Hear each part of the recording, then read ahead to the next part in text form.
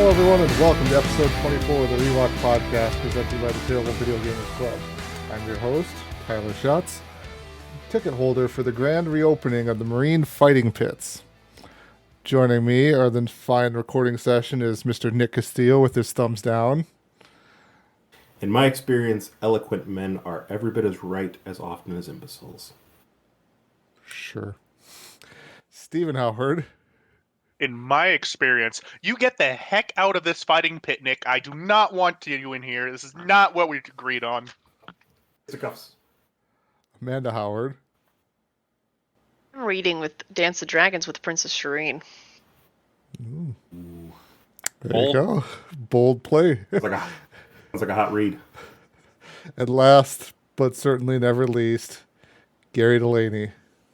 Wondering if Stannis Baratheon just realized he will never be as cool as Robert Baratheon. Ooh. He tends to heat things up when he enters different places. All right. We are here to discuss episode 9 and episode 10 from season 5. Jumping right into episode 9, The Dance of Dragons. Jon and the Wildlings return to Castle Black. Jaime meets with Doran Martell. Stannis makes a hard choice. Arya runs into Meryn Trant. Daenerys attends the grand reopening of the fighting pits. Yes, Arya does run into an old friend there. And with the pointy end. Yes. I guess my one thing to just kind of start off with our discussion here is just, I think that the episode starts off with Melisandre walking through Stannis' camp there in the early morning, and then all of a sudden everything goes up in flames, so we see how well Ramsay is with 20 good men at his side. And there's kind of like this look of on Melisandre's face when she sees that horse that's on fire running at her, and just kind of, it feels like to me, maybe it's the start of the realization that Stannis might not be the one, the chosen one in her prophecies for the Lord of Light, because she talks about seeing herself on the banners. The walkways of Winterfell there, basically, with the flayed men banners dropped at Winterfell there. So she has the vision of something coming, but maybe it's not Stannis is the one who's she's going to be following. Anyone have any thoughts on kind of that whole intro part there? Gary, you're muted as you're trying to talk. Nick, but go ahead though, because you got your finger up first. Oh, busted. So with that comment there that you just had about seeing things that may seem like one thing but are actually something else, it actually took me back to a thought about Shakespeare. In Macbeth, Shakespeare's Macbeth, one of the characters has a line, and I just quickly Googled it.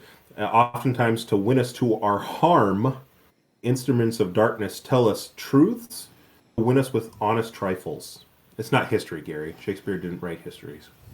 Oh, he had a couple that were close. The trace and deepest consequence is the reference.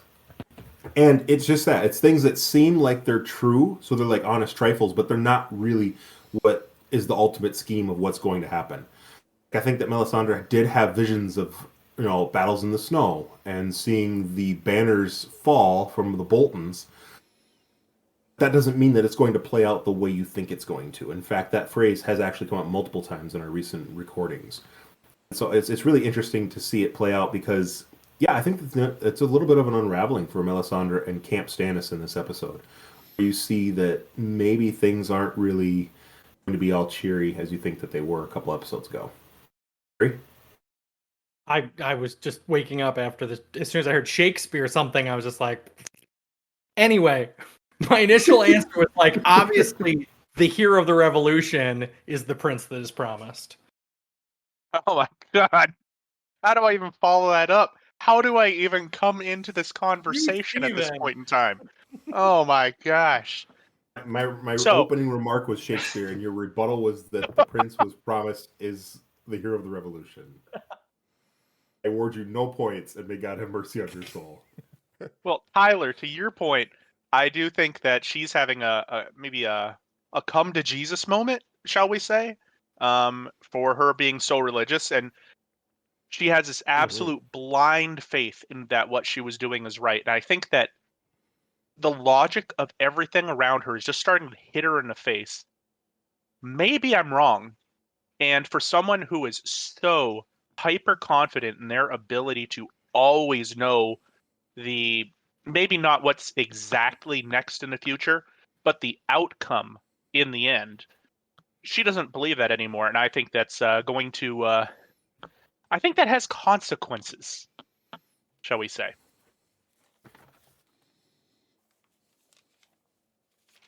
Amanda.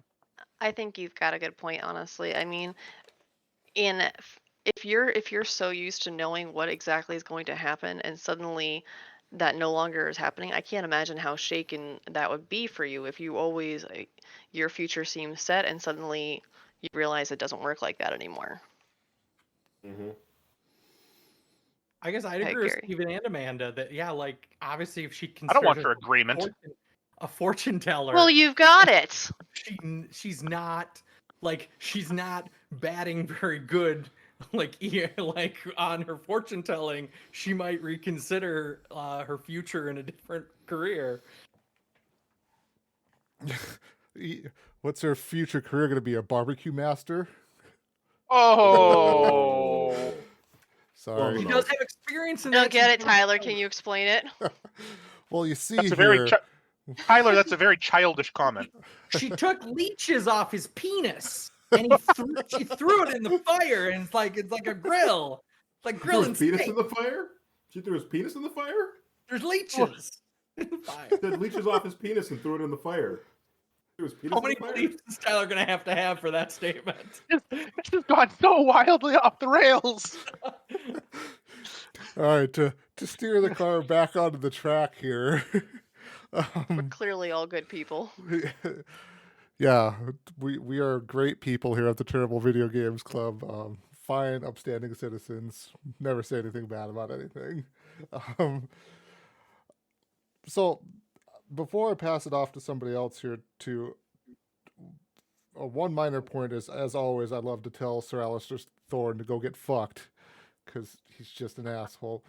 And maybe that'll be my closing part to kind of talk about here for this episode. Maybe that's next episode here. But so this part kind of came to me here. So speaking of children and fires and barbecue pits, Melisandre convinces Stannis to burn his daughter alive, to basically use up the last king's blood to kind of help him in his quest to conquer Winterfell, at least. Absolutely terrible, terrible thing here, because it seems like Stannis is on such the upswing of like he's somewhat being a more Attentive dad. He's being a more attentive dad. He really is. Yes. But my question here is, so this feels like this is the first death that happens in the show that feels like it is so telegraphed that it is coming here. Because before, it always was, Game of Thrones kind of set the bar in shows of like, starting off with the very first major death of the show of Ned Stark dying there, where, it seemed like every show would normally have you believe this guy's doing the right thing. His actions are going to come out in the end of being justified and rewarded of, Cersei will flee the capital with her children and stuff to avoid Robert's wrath, but that does not happen. Robb Stark winning all of these battles, being this young upstart general and stuff like that, taking on the mighty Lannister army, does not end very well for him either. But this one here is like so much. These early part of this episode is just everyone is being so nice to Shireen. She's getting this gift of the carved stag from Davos. She's having this great conversation with Stannis there. And then she's marched to the torch there basically and set on fire. So I'm just kind of wondering here, did anyone else kind of feel that, or is there anything more they want to kind of touch on for that that whole scene there. Looks like everyone's got their fingers up. But we're going to start with Nick here first. Yeah, I agree. Everything else in Game of Thrones up to this point, we're in towards the end of season 5 now, right? Yes. Everything has sort of been out of left field. The thing you think is going to happen doesn't, and it's so visceral when it happens because it just comes out of nowhere and hits you, like you said. But this, like, there's even prior episodes where we kind of hinted at where people have said, no, bring Shireen with because we may need her on the battlefield. Like, there's little things that you can kind of feel like, uh-oh, what's happening? Uh-oh. Especially for someone who's so innocent, too. To see it coming like a train you can't avoid made it worse.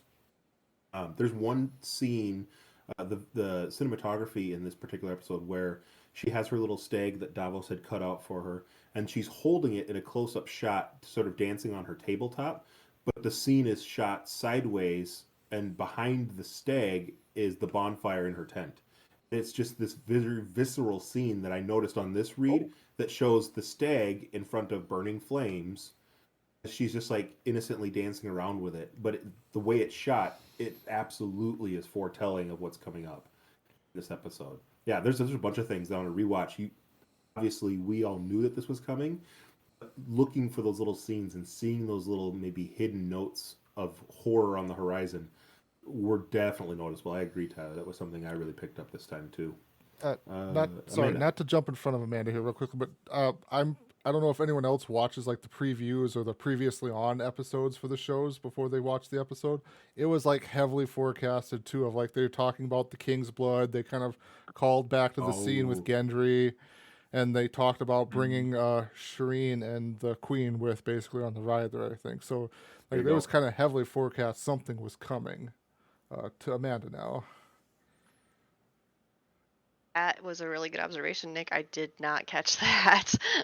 I just thought it was interesting all this time, every time that we've seen Shireen and her mother interact, you don't feel like she's a good mother. She's always putting her down. She's always saying this. And Stannis, not exactly the greatest father, but he seems to want to be there for her. He does seem to want her happiness. At the very end of it all, though, it came down to he was the one that gave the order. Her mother, while not being that great a mother, was the one at the very end that was like, at the very last second, way too late to, I don't know if it counts, but she was the one that was like, no, we can't do this. Right. So, I mean, at that point, you have to decide, like, if what is love worth if at the very end you're still willing to sacrifice them for everything? On to you, Gary. I would agree with Tyler that, like, I think it was very heavily handed, like, especially on a rewatch. Like, you get to the point of the questions asked very directly before they leave Castle Black of, hey, I think we should leave my daughter here. And they're like, no, we need to bring her with. Like, she still has a role in the world war to come. And it's like, oh, shit. Also, I guess what Amanda said about, like, this sort of 180 with Lady Baratheon of, like, very much, like, holding her daughter in disdain. And then as soon as she's on the pyre, it's just like, oh my God, what have I done? And I held up a little sign that says bad writing. It's like, it was a very abrupt U-turn for that character on how she, like, interacts with her daughter. Because I don't know if they had any scenes together these last couple episodes. Like, I don't know. I just thought it was a pretty abrupt U-turn. Steven? Well, I want to disagree with Gary by saying that he's right. So I'm disagreeing with you, though. I'm not agreeing with you. I will not agree with you. But he was right? I am disagreeing with him by saying he is right. But anyways, Gary, it is a very abrupt U-turn. I didn't think it was earned. I didn't think that it was necessarily well done either, because it's just, oh no, my daughter freaking, and she's freaking out, and this entire time she's been a catatonic cult follower. Why is this change? We talk about this change with Daenerys so much, and how she kind of starts turning and people don't think it's really earned. This is so 180. This is something even I'm going, doesn't really make sense. I did have I also definitely want to agree with Tyler that I think this was very heavily forecasted, very ham-fisted, and I think that this is part of the, shall we say, the slide towards mediocrity that happens with this show. They start really forecasting things, and you know what's going to happen. It's not surprising anymore. It's tragic, to Nick's point. I did have one extra thing to add in, and this is just a question for you guys. While the burning of Shireen, absolutely horrible. For anyone out there thinking about it, you shouldn't burn your daughter alive. That's not a good thing. So, I'm saying don't do it. But anyways, uh, but one of the things that does happen or doesn't happen when Shireen is burned, no magic. Does that mean that there is no king's blood in her, or does that mean that this red god doesn't acknowledge Stannis as a king anymore, and therefore the blood doesn't have any power anymore? What would you identify as magic? I don't know. weird- Birthing demon babies. What magic happened last time? Every single time they kill or they use this blood, she uses it for demon babies. She uses it for all sorts of different magical powers. At least that's what my interpretation has been of it. So again, this lines up with the timeline of like the show not being very good about telling us where everything's happening and when. Mhm. So like the magic we've seen is the demon baby, the smoke baby, and then allegedly the leeches thrown on the fire for the king's blood with the names of the four other kings there besides Stannis, and then they all magically died except for currently I think Balon Greyjoy is the only one still technically alive. Technically alive, I like it. Isn't there also But- something in the so- books about a shooting star? There was some Well, magic it's the red comet that is way back in season 2. Yeah. So, but there is though the magic that does happen because they sacrificed Shireen because they were in the middle of a storm. The snowstorm was upon them. They killed her. Hey, we wake up tomorrow and the skies are clear. Granted, half the force is gone. Okay, Dangerous but precedent is that? for anybody in a blizzard. I think we are. No, It's a- I it's think a- we are kind of. It's a bit of a monkey's paw magic though, because hey, I wanted the skies to clear, but all of a sudden now I've lost half of my forces and the cavalry is gone and I am royally fucked. Yeah, but I also don't want to. I guess my thing is I don't always attribute natural occurrences like that to magic. I mean, all the people dying, that could be magic. Demon baby, definitely magic. But just a storm moving on, that's just a storm moving on. Personally, I understand what you're saying. Go ahead, Nick. This thing is broken. I'm just sitting here waiting my turn to chime in. I mean, we know that that's not magic, but in that time period of medieval, this is fantasy, obviously, a storm moving on could have been moved because I sacrificed someone. So there might be that aspect too, where these common folks or literate folks might have thought that that would have been attributed to it. And also, just like the points that were being said too, it's sort of that monkey's paw. I like that alliteration where it might be that analogy where we don't see it as the positive, but hey, we wanted the storm to pass or the circumstances to be better, and they're not better for that person. But again, like we said at the beginning of this, that doesn't mean that that's not the intent of where that person's story was supposed to go anyways. So, just interesting. I agree the 180 turn was also a good highlight, Amanda. Like a couple episodes ago, I was talking to Tyler about how Stannis stood up to people who said that his daughter had grayscale and that they should kill her, and he's like, no, I told him you are Shireen of Dragonstone and you are my daughter. And this great seemingly soul father figure has complete 180'd. The last comment I wanted to chime in with too is that I also disagree with Stephen and Gary. I didn't think it was poor writing that she changed Khaleesi, the mother, that she changed, because as a parent there are certain things that will absolutely shake you to your core. I mean, feel free to interject, and you will. But I mean, there are some beliefs that people hold, but you see something happen to a child, certainly to an innocent, seemingly so child. Something like that scene, what was always so visceral to me, and even at the Red Wedding, when they're attacking Rob's unborn child, it's this thought that the child can't fight back. Like, there's so much horror that's done between adults to adults in this show, but when things happen to kids, it's just a whole nother level of like rough. We'll talk about it a little bit when we get into the Sir Marin Trant stuff here in a second too. But things that happen on minors in this show are just like above and beyond rough, and so I think that it's not that it is a 180 change. I will admit that she seems very cultist, beholden to her values, but then when this scene happens, she seems to change, and I agree that is sudden, but I buy it. I get the feeling in her face of this isn't right. There must be another way, and then trying to change. I get it. Kinda. I would. This part hasn't happened in the books yet. I would be actually interested to see whether or not in the books, if this is what ends up happening, to see if it's a 180, or if possibly the producers, like, Celise is not really a likable character. Maybe at the end they wanted to give her some redeeming thing, if that was a choice the producers made, or if maybe Gary's right and it is poor writing. We weren't given enough of a 180. And then my second point is, I feel like in the future we're gonna have to start keeping track of what the number of times in an episode that Steven says he agrees with Gary.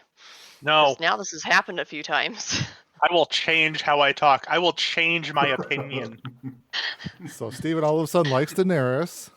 Daenerys, favorite character. Jon You'd Snow, rather- interesting. He'd rather decide he likes Daenerys than agree with Gary. Okay, so for me, I want to go back to what Nick said about the parents having this natural love for a child. After you have basically written off your child as absolute nothing, trash, the only reason they're even with you is their other parent is dragging them along. There's no, I don't believe that there is some natural filial attachment between there, because there is. You've already written them off as your child in your head, whether they are or aren't. And we're talking like the thing that pops into my mind is Thomas Jefferson with his babies that were slave babies, and how much he cared, quote unquote, for them. You don't have to care about your children just because they're your children. If you see them as below you, you see them as below you. And I think it's a 180, and I think it's to try to make the audience go, oh, she actually cares, and then maybe actually contrast that with Stannis's burn her attitude to make him look worse. So I personally do think it's ham-fisted writing. I don't think that Stannis is necessarily all in on burning her either. I mean, he's not standing forefront watching it happen. He kind of like slinks out from the shadows halfway through the pyre scene as she's screaming, and he's got a look on his face of shot puppy. On that note too, like, just because something is below you doesn't mean you want it dead. I mean, I've got a dog. I don't think my dog is as cool as my kids, but I'm not going to just go upstairs and kill my dog. There's a whole level there. Nick, nightmare scenario. A car is driving towards your driveway. You can only save your child or your dog. Which one do you save? My kids, you maniac. Yeah, I mean, there's. I think that there's. I disagree. I think that there's. And I mean, it's trying to understand the. It's trying to understand the motive of the character. Partially in the injured child or partially injured dog. You need to shut up. I'm still next in line. Nick, you're done. You're done, Nick. You cut the line in front of me. You're done. No. I disagree. I think that there's reasonable doubt as to the validity of how strongly she believes what she believes. Okay. Adding on to Steven's point, as I was kind of thinking about it, I think Cherie is the one scar on her honor. Is she said in a previous episode that like she felt dishonored because she couldn't provide Stannis with a male heir. All she was able to do was provide this one daughter. And I think it harkens back to Catelyn Stark, who the one scar on her honor was that her her husband had a bastard, and Katniss had a decision at one point to decide whether or not to make Jon Snow a full-fledged Stark and put an end to it, and she didn't. And I think Lady Baratheon kind of goes into that same moral dilemma. Is like, well, is she my daughter, or is she just as well a bastard? She's a bastard on my name. Tyler. Gary Gary just has to drop these pipe bombs here at the end, and we're supposed to pick up the pieces and follow along here. My point was just drives off a cliff with your kids and your dog. Who do you save? My point was just going to be kind of just a rebuttal to Nick's point there of like, we all like to believe that parents love their children, but we all know this world is not the case. No, I don't believe that she real loves her world or daughter fantasy. either. So I she don't doesn't think she love her loves her daughter daughter. She's heavily indoctrinated into the cult and everything, as we've discussed about this too. I kind of agree with Steven. It's basically just a moment here at the end to kind of, I don't even know if like she'll give her humanity, but just kind of like maybe almost as a stand-in for the audience members of just like, oh my God, this is a horrible thing to be witnessing here. Just tied back to her because it's her daughter. Like it doesn't redeem her. It doesn't make her a better person in the show or anything like that. She's still a terrible person. Treated her daughter poorly. Now all of a sudden she sees her daughter in peril, and now she decides to be concerned about it. That's kind of, it's like we discussed with Catelyn there too, when Catelyn was having the thoughts way back when of like, all of this stuff is because I couldn't love Jon Snow as my own child. All of this stuff is my fault. That doesn't redeem Catelyn there at that. We discussed that. That doesn't redeem Catelyn at that time because she had all of that time up until now to do that, but she never did. Just because she feels bad about it now doesn't all of a sudden change years of her being a terrible stand-in mother for this child that just wanted a mother. Steven. And you might want to just cut this out to pile on as well. I mean, another historical example would be Spain during the early 1800s, which allowed Napoleon to invade itself because the king and queen hated their son so much they wanted to depose him. I mean, there's a lot of examples out there of parents who don't like their kids, and I just don't think there is any continued attachment. Spain, like the Batman enemy? Spain. Country. The Spain country. I make a reference to Shakespeare and get crapped on by Gary. He brings up Napoleon in Spain, and Gary sits in his ass without holding up his history sign. Screw you, lady.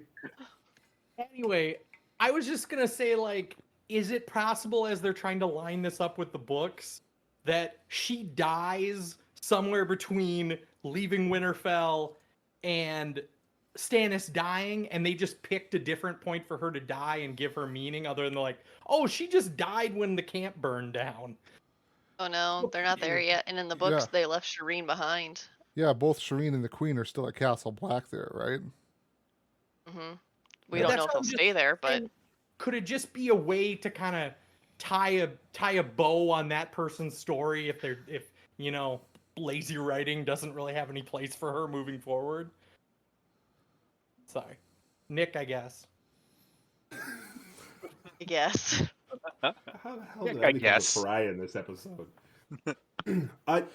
Again, I think that everybody's focusing on the redemptive arc that they perceive as trying to be happening with the mom. I don't see that. I see it as the visceral sense of someone seeing something happen to somebody that even if they don't care about, and I don't think she cares about it, I don't think she loves her, but see somebody, the finality of death happen to somebody, especially in such a violent, you put your damn signs down. To see something happen to somebody, I think that that's where the truth comes. Like, everybody's like, yeah, they're trying to make her a redemptive person. I don't think they are. If everybody stood around and was like, yeah, burn her, because this is what the gods demand, and she burned, and everybody just sat there smiling, it wouldn't have the visceral, man, this is horrifying to watch aspect of it, because everybody's on board with it. If everybody, here's your Batman reference, Gary. Everybody goes along with the plan, even if the plan is horrifying, nobody bats an eye. Right? It's because people are responding to this is wrong, and we see people saying that this shouldn't be happening, that we realize how horrifying the plan actually is. That's my take on it. Honestly, kind of had to agree with all of you guys in terms of, I do think, Nick, that you've got a really good point. Like, treating someone bad or not caring much about them or thinking that they're kind of a failure of you is not the same as wanting them to be burned alive at the stake. However, I also think you're right, Tyler, that it doesn't necessarily redeem you for everything. So, question for you guys. If you had to choose one of those parents to live with, would you choose Selyse or would you choose Stannis? Just if you had to have one right now, what would you choose? Oh, that's an Mom. abusive question. Stannis. Mom, Gary comes out. He's got his. Gary's gonna So, take the burning. Here are the Say the two. mom. Here are the two scenarios in real life that I'm imagining here. Explain it. One It's- word answer. Stannis. No, Is the Baratheon lady. because I have the vision of if you chose what is her name, Celine. Selyse. I think it's Selyse, if you Selyse choose- or something. If you choose Selyse, it'd be one of those things where you have like a coked out mom living in a trailer park sort of thing. And if you chose Stannis, you would have that really, really abusive dad in a rich manner. And it's like, you don't want either situation. You don't want either. You got to pick one, Steven. You don't get to. They're both terrible parents. run you're away. telling me. Both- Buses both are terrible driving parents. down the road, they're going over the cliff. Which one do you say? Absolutely both terrible parents. So the correct answer is neither. But in that situation, I choose the mom. Because at the end, the mom recanted, whether in truth or wanted to or whatever, and said, no, this is wrong. And she would have saved the daughter. Stannis She would have didn't. let her burn. Because everybody held her back. She ran Which- to the front which- of the fire, and everybody so- grabbed her to hold her. So she's say the mom, impotent. 'cause she You're talking about incompetence, impotence, or in just uncaring. And she is impotent in this moment. Being held by two males. If Yes. You want to talk about a female being overpowered by two males. That's just Why are they all in strange. this situation right now? It is because the Red Lady told, hey, let's burn her alive. She's a red woman, Steven, not the red lady. Oh, yeah, no, you're right. The Red Woman. This episode's discussion on burning a child is equal to that of the episode of a sword melting into two swords. And what does that really mean? Does anybody have anything else on the Stannis conversation? We can move past it. I had like 2 small points on it. So, All right, do we Gary. just Make your minor points there, Gary. Minor points. Minor. Early on, you see Sir Barristan talking to Cherie, and you get the sense that he's Wait. sort of Wait. Back up. Sir Barristan, no. You mean Davos? Davos. I Okay. suck at naming things on my notes too. Sir Davos Seaworth, sort of like giving Cherie that wooden stag and all these things that he maybe starts attaching to her as a child because he's lost all of his other children. Totally. I think so, yeah. I think, yeah, technically in the show he's lost all of his children, although I think he mysteriously had a wife and child who stayed at home. They just mysteriously vanished in the show. They don't really exist, Tyler. But I mean, No one this- that the show doesn't show exists. This shows It's fine. quality writing at this point in time too. I mean, like they definitely would not goodness all of a sakes. sudden forget characters and minor No. details that happened earlier in the show. No. And to be fair, even in the books, Davos would, no matter how bad things were, he was always like, "Oh, it's so nice that I have a wife and son at home." Like he's seen them in years. They could be dead for all he knows. And then my second point was similar to Stannis being a huge dick. How early in the show did he know that he was going to have to sacrifice his daughter? Because I think he knew before he left Castle Black because he specifically said that he needed to bring her with. I wondered the same. Because he was insistent, and I feel like Melisandre has been prepping him for this possibility. He's been, so it's not a prodding. U-turn for him if Melisandre's told him there might be a point that he needs to murder his daughter or his wife. He needs to murder someone he loves to I think become a hero. I think prodding him that this is going to be the eventuality. I don't think that he ever thought it might come to that, but it keeps getting worse and worse and worse. And he foresees, like Stephen was saying, that he needs some sort of magic to save him and make things better again. But it just goes from bad to worse. So Yeah. in the moment, I think he thinks that I'll bring her with because that's what Melisandre will be appeased by. But I don't think I'll actually have to do it. Then it comes down to it, and he has a whole conversation in the tent about I need to do something, and I had a comment on that too about she's so innocent. She's like, I want to help, Dad. I want to help. I want to do whatever you need, And so, like, he doesn't just walk in the tent and be like, all right, we're gonna burn you now. Let's go. Like, he's not on board with this. He's like trying to fight his own demons to say, this is what I feel I have to do something, and I need your help with it. He doesn't just say, let's go do this. This is what's going to happen. You're going to be sacrificed. And yeah. So I think that there's a level there of coming to grips with what's happening. And I think that it has been prodded, that Melisandre's probably told him outright that in order to do this, you have to burn her. And he's like, no, there's no way in hell. And I'll bring her with so that you can stop asking me about it, dang it. I don't think that he ever brought her with the intent that he was going to do it 100%. I don't feel that anyways.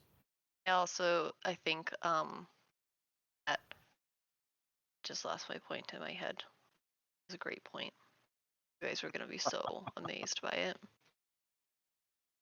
About him bringing her with a Castle Black, or Oh, I know. That the last time that he didn't bring Melisandre with, the last time that he like specifically ignored her advice was the Battle of Blackwater, and he saw how well that went. So when everything's getting this bad, and again, like you said, it's not just one or two bad things. Like it's continually, like it's getting really bad. Not that that's any excuse, but I mean, he can see what's happening when he's not listening, supposedly, to Melisandre. The stakes are getting higher and higher too. Not the wooden stakes, the ones that burn. Put pieces on the chessboard.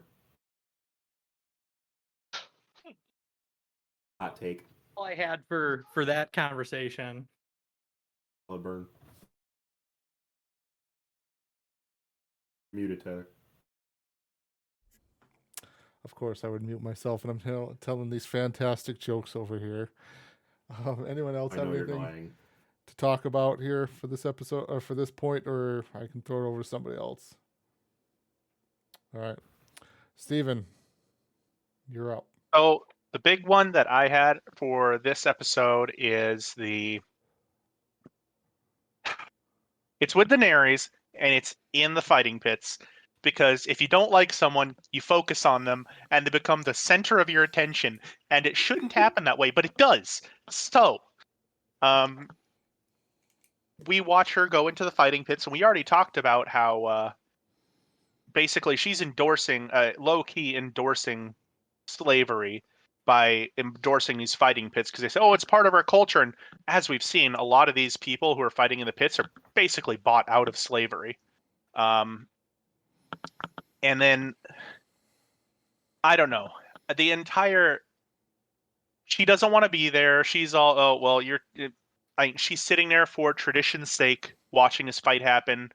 Jorah Mormont comes in, and her angry face comes on, and she's just basically waiting for everyone to kill him the entire time. And then they get attacked by harpies. What's his name? Her husband, who's not really her husband, dies, and he saves her. And then she flies off to be with Drogon and leaves everyone away as she do. And that entire scene was just weird to me, and I didn't necessarily entirely like it. And I didn't understand exactly where she came from on the "bye guys, I'm leaving now" train. So, it was a rant. I'm sorry, it was a rant.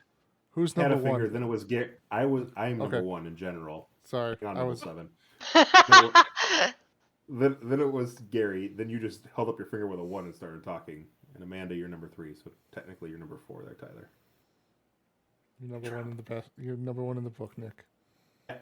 My quick interjection will be to break down the 2 points really quick in Steven's thing. Number 1, the first half, I totally loved the whole conversation between the king guy, whose name I can never remember, Daenerys and Tyrion, because it's the first time we've seen a political debate somebody on par like Tyrion in that conversation. We've seen Dany, who we've talked about before, has zero understanding of politics. Just, hey, I keep winning. And the politician king guy saying, this is our tradition. This is what we always do. This is what, and she's just kind of, sheepishly goes along with it for the most part. But this was the first time Tyrion had a couple great one-liners in there. I wrote down that, he says there's more than enough death in the world. Like, he's not really on board with what's going on either. And the interchange between them about, Dario Naharis even like chimes in too, like, oh, I would always bet on the small guy because the small guy is quick and witty, whatever. And then we see, again, the antithesis of what we think happens, where the big guy ends up winning. And so there's a lot of really juicy nuggets in there that we can dissect. Second half, when the battle breaks off, I am on board with that, Stephen. I don't really know why she leaves. I mean, to get away from the danger, I get that. But to not like come back and breathe fire or like defend the other people, she just leaves everybody else in the middle of the pits. That's kind of weird. So that was my initial take on that scene. But I love that first part. There's some stuff there I'd like to dissect, but I'll let other people talk. Gary. I noted in that scene between Tyrion and whatever Daenerys' husband was. God, no one can Tyrion remember says- his name. Star Zolorak. Zol Zolorak. Tyrion says, "My father would have liked you," and I think it was as he was talking about traditions, because what you know about Tywin Lannister is he's big on traditions, and like the next years will make the legacy of our family for generations. And so that line really stuck with me of like but it's not, as the viewer, you understand that it's a very backhanded compliment, but to everyone else in the conversation, they just assume it's a compliment. Like, my father would have liked you, instead of like, yeah, my father would like you. Also, I murdered my father. Fun fact. Lots of little interchange there. That's good to dissect. Two people have the twos up, so I'm gonna say Sorry. man. Stephen, your second point there about how she just leaves, my understanding was that Daenerys doesn't know how to control the dragons. She takes like, Drogon isn't exactly doing what she wants him to. The other two dragons are locked up. She gets on him, and you're acting like she was like, bye people, I'm out. See ya. Instead, this is an out of control animal that does allow her to climb him because like he's familiar with her. But even when she lands, she's like, can't stay here, and he just ignores the hell out of her. He's like, that's your problem. Right. I mean, I feel like this knowledge of how to control these dragons was lost, and they do make a few references to that to the book. Like, she has no clue how her ancestors controlled these or made them work or do what they needed to do. I think too, and you'll have to correct me, Amanda, since you more recently reread the book too. Of like, this scene is such a like huge departure too from even what the books were, because the book is basically Daenerys walking up to Drogon with like a whip going the entire time. I think trying to kind of bring him under her command somewhat. But yeah, the whole getting on Drogon's back and then just taking off. It's like, okay. Bye. Yeah, yet again, too, in this scene, we get another shot of basically what the hell are the Unsullied doing? They're sucking yet again. Right? These Unsullied, I'm sorry, just jump in. Finest These magical warriors. God, they are useless. I will not be Turned as into quick to stormtroopers. I will not be as quick to defend. I'll be not as quick to defend this particular point as I was the previous one. But to the Unsullied's credit, they're like marching in lockstep. All right, it's like the Revolutionary War where the British are just out in the open. They're the best fighters because that's what they do. But in back alleys, getting attacked, jumped in the middle of nowhere, because the Harpies just sort of like come out of nowhere. Right, they're in the crowd. It's not like, oh, let's line up and fight this army. Plus, they've got spears. You can't really use a poled weapon in close quarter combat. well, even like I totally agree. I get that. Yeah, they're probably not as good as they were foretold to be, but there's also some understanding there too, right? Well, like I totally get. They were ambushed at the beginning, so I understand there's some some confusion and stuff going on. But then, like, when they form the circle and stuff like that, most of them die before they even form the circle. And then when they do form the circle, they're still dying because they don't know how to form the phalanx like the Spartans do. Yep. So it's like Yeah. everybody. They're not Also, Spartans. as soon as the Sparta queen is doesn't exist in this world. unnerved, you should surround her. Like, there's no value in one. Like, they need to form up. Anyway, And then just push I to don't get like out of there. agreeing with It's like, oh, hey, we're going to go down this hallway here where there's a bunch of harpies coming too. Well, why don't we march some of the Unsullied down there to slowly just murder everyone in our path? And then the other thing But of he's got a plan till they get punched in the face. one final point to just kind of touch on too, though, is like the music in this whole scene, especially at the end, is just fantastic. Agreed. Gary, I think you were up next. just adding on the last thing. If the Unsullied were an RPG character, what would their stats be? This is an interesting question. What would their stats be? Because Light shield, long weapons, terrible at Low-con. everything else. Low con, Very good slow dex. attack I'd give him speed. good dex. No charisma. no charisma, zero Oh, charisma. No. But also, zero you've personality. got to somehow account for the fact that if you like choose them and play as them, they're apparently amazing and fantastic, like Grey Worm. But if they're NPCs, useless, absolutely useless. You know, the one in the very first episode when we're introduced to them gets his nipples sliced off and doesn't flinch, so they would have some constitution. Yeah. You drink some kind of, like in the book, it talks about this drink that they had them reared on since they were young, so they can't feel pain anymore or something. Perhaps they Milk have of a the poppy. very high health bar, but no health respawn. Health regen. No health regen.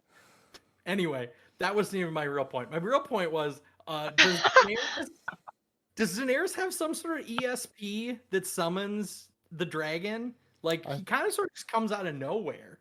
And on a rewatch, I was like, does she have some sort of like connection with the dragons that they knew that she was in danger and they came? Or is it just supposed to be happenstance? I think there's probably some connection there. Like Drogon's just been flying around the last few episodes. Like, I think the last time we saw him, he was like, the last time we saw him as audience members, he was flying randomly over Valeris with when Jorah was there with Tyrion. But we also saw Drogon with Dany on the top of the pyramid at Marine at one point as well. So he's like there in the area. So maybe he, with, I don't know if dragons have like eagle sight or something where they can see, things at a distance. Solid reference there, Stephen. But maybe also some sort of connection to just being dragons with the Valyrians, that they could sense that Dany's in trouble. But yeah, I don't know if I wouldn't say that she called him there. I think more so his dragon sense, being more of a magical creature, he could connect to her. Like we were talking about, she doesn't know how to control him. Is the dragon sense like the Spidey sense? Yes. Oh, what we're saying is that not only do dragons have spidey sense, but they also have eagle vision. Eagle vision. Yeah. It's like a +10 to perceive things at a great distance. Like, And technically, dragons also have dark sense. If we're going full D&D reference here, so they. There you go. and in the books, they do mention that he's been drawn by all the noise and the blood. But I feel like the fact that, like, again, I think there is something with Daenerys a little bit. I think they touch on that a few times, and there's some kind of hint as to, like, not anyone else is able to bond with these dragons. Like, there's something there. There's something about the Targaryens and the connection to the dragons. I That's wonder what they'll if that, show up. Not the Valyrians, the Targaryens. I wonder if that'll come into play at all at any point in time later on in the show. But I just want to point out that they have just such a connection crapping with on everything. these dragons have such a connection with Dany that they'll show up, give her a bus ride out, and help no way else. Exactly. Maybe there's a cooldown, like a cooldown timer. You get one ride, and then you have to wait. There you go.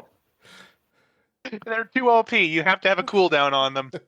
You have to wait till the next game session. Dragon can fly again in 1d4 times. Anything else, Steven? No, that's it for me. All right, Nick, what do you got? We talked about some of my points. The one that I had left over from this was just the Sons of the Harpies attack. Again, I apologize. I'm not trying to argue with you, Stephen. I disagree. You said that when Jorah was fighting in the fighting pits, Dany was watching, hoping that he dies, or something to that effect. Yeah. I thought it was much more concern. I don't think she cares about Jorah. I don't think she cares about Jorah the way that Jorah cares about her. We've talked about that before. Again, I don't think that she wants him dead either. Watching the fight happen every time it came close to like he was going to get pinned or the spear guy was going to like drive into Jorah's chest, he was hesitant or like would tense up or something. I think that she was just hoping that he would survive, but then when he does, she doesn't know how to take it. She's just like ready to say something negative to him, and then that's when he grabs a spear and takes out the first harpy. Which again, how did they sneak past all the Unsullied? Like I'm on. Yeah, board who with knows that. about that? I will say, so it's her eyes for me that do it when she's glaring at him the entire Yeah, time, and it's this He's totally icy sick that he's there. death glare. I feel like Totally if the Sons of the Harpies were an RPG character, they would magically appear behind your back as soon as you turn around. Oh my The God, rogues you're with Master right. Sneak. All those rogues with Master Sneak. Yep. Sneak up and inflict Okay. 20 Guys, we times got to be damage. careful because we are engendering a new video game here where it's going to be basically Assassin's Creed, the Westeros. Maybe this is obvious, but I'm just going to ask the question proposed to all of you. Do you think the Sons of the Harpies are the regulars in the crowd, or are the Sons of the Harpies the former leaders, masters? You know, So real cool. I'm Oh, going to sorry. cut in front of you, Stephen, this time. Yeah. If you pay attention to the way the people are dressed in the fighting pits, you have the masters and the former slaves kind of in clearly distinct different outfits there. The Sons of the Harpies appear to be in both sets of outfits there. So That's why I'm asking. I'm I'm still probably of the opinion that the Sons of the Harpies are probably just their masters, former masters, mercenaries hired by the masters and stuff like that. And in maybe this situation, they have dressed up as former slaves to kind of blend into the crowd a little bit more. Stephen. So I have a bit different of opinion on that, and I think that this insurgency has gone on long enough that now they are fighting Daenerys, and I think that there might be a kind of a not a total forgetting of the city's history, but to me it would indicate that both sides of the masters and the former slaves are now fighting on the same side to get rid of Daenerys, and so in a weird way, I wonder if after all this goes down, I wonder if Daenerys engenders some real unity in this city after she leaves, because they finally have fought all for something, and that thing they've all fought for is against Daenerys. It could be. I think that there's she wants the city to be unified. I think that she wants to be liked as well.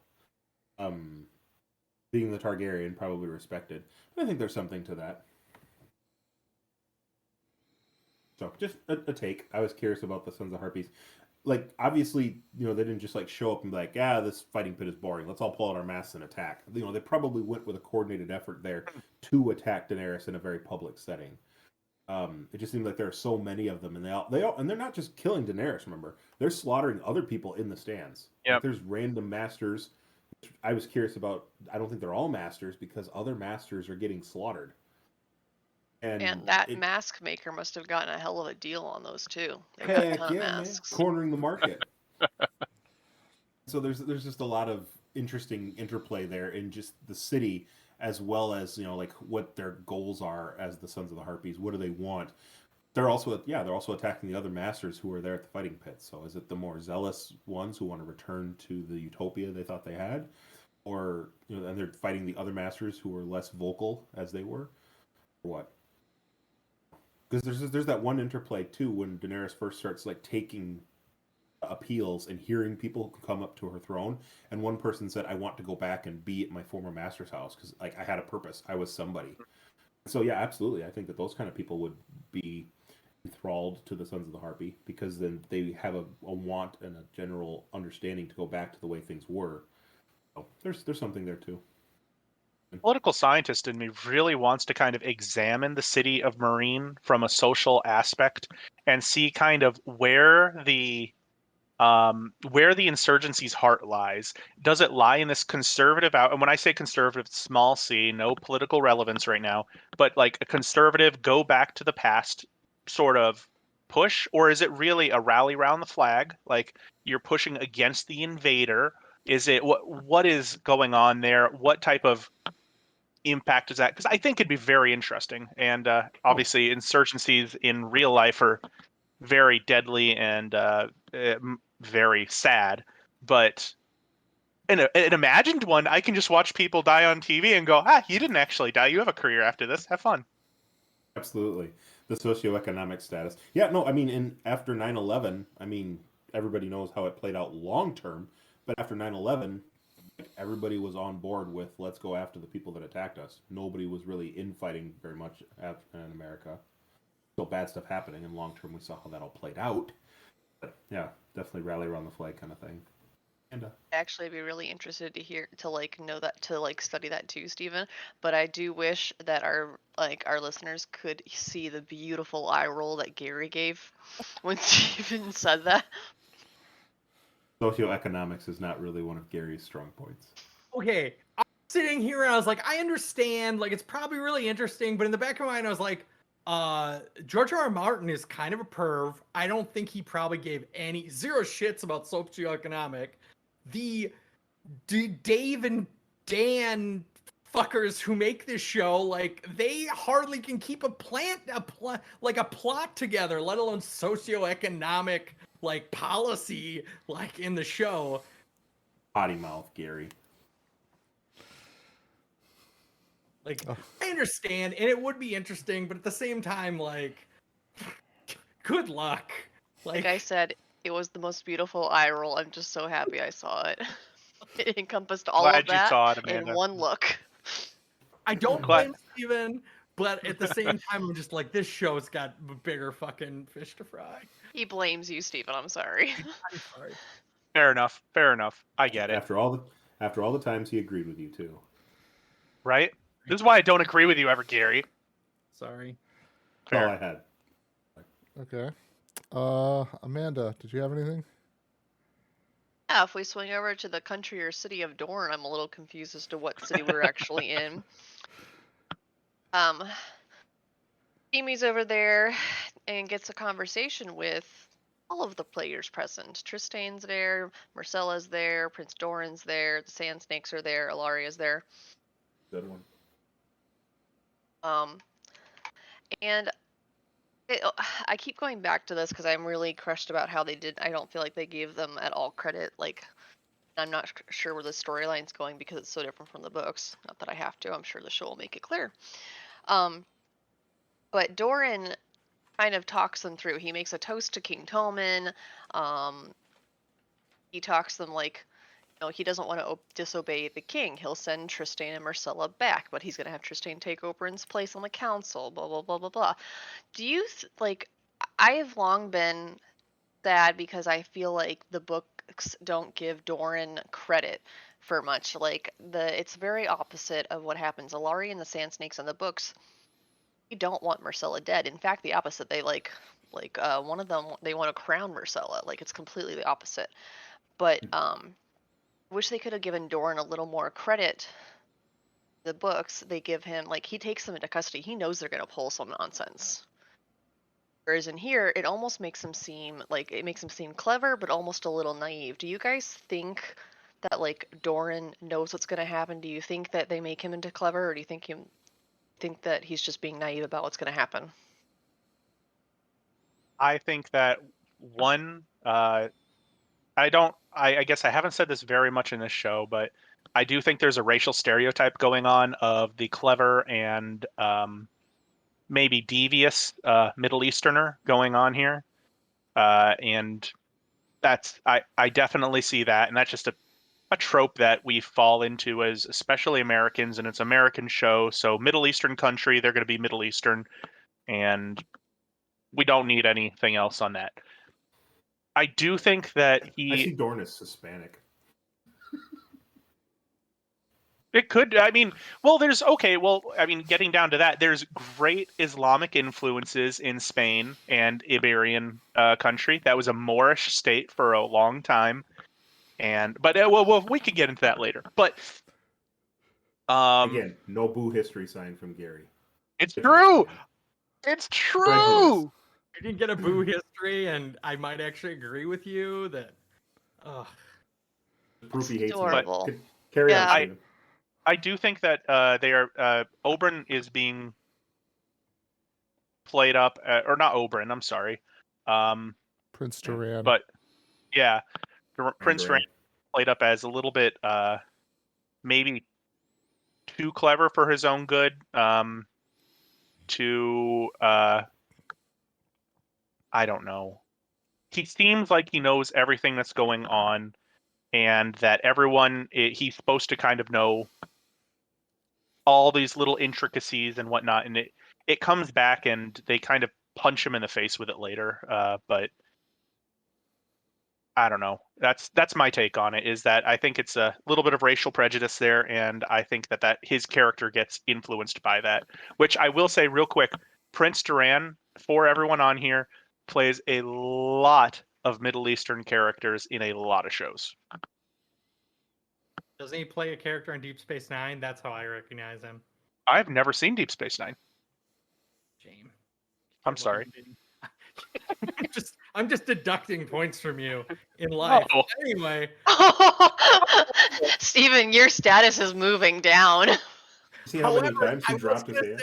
I agree with Steven that there are some maybe somewhat blatant Muslim stereotypes around this, the sort of palace in the middle of the desert sort of feel. But I was just going to add the one note that I had from that scene, which jokingly before the podcast, I had to explain where the hell this note came from. And it was, they pointed out that she's the mother of 4 of the prince's nieces. And I was like, who has 4 nieces? Crap. But I think that was interesting to me because it hadn't really been clearly explained how many of the former prince's children were hers and how many were like different ladies. Like the genealogy in the city of Dorne is tough to follow. So that's all I was gonna say. Nick? City. Yeah, they do a lot of talking about how, like, people can sleep with people, and, like, same sex, and even like brothers and sisters, I think, is made reference as well, where someone is talking to Jaime and they're like, here that's not so big a thing if you are in love with your sister. And so there's just a lot of, it would be difficult to follow any of that genealogy, I would imagine. I had a point of clarification from Amanda. You said, do we think that Prince Duran is given too much credit as being too understanding of how things turn out? Which things? Because I think he is played as he's more smart than he lets on. But, like, what is it that we're thinking he's omniscient about? That's a good point. I think I might be referencing things that happen in the book, but that aren't in the show. I was going to say, do we... Sorry, you go ahead. No, go ahead.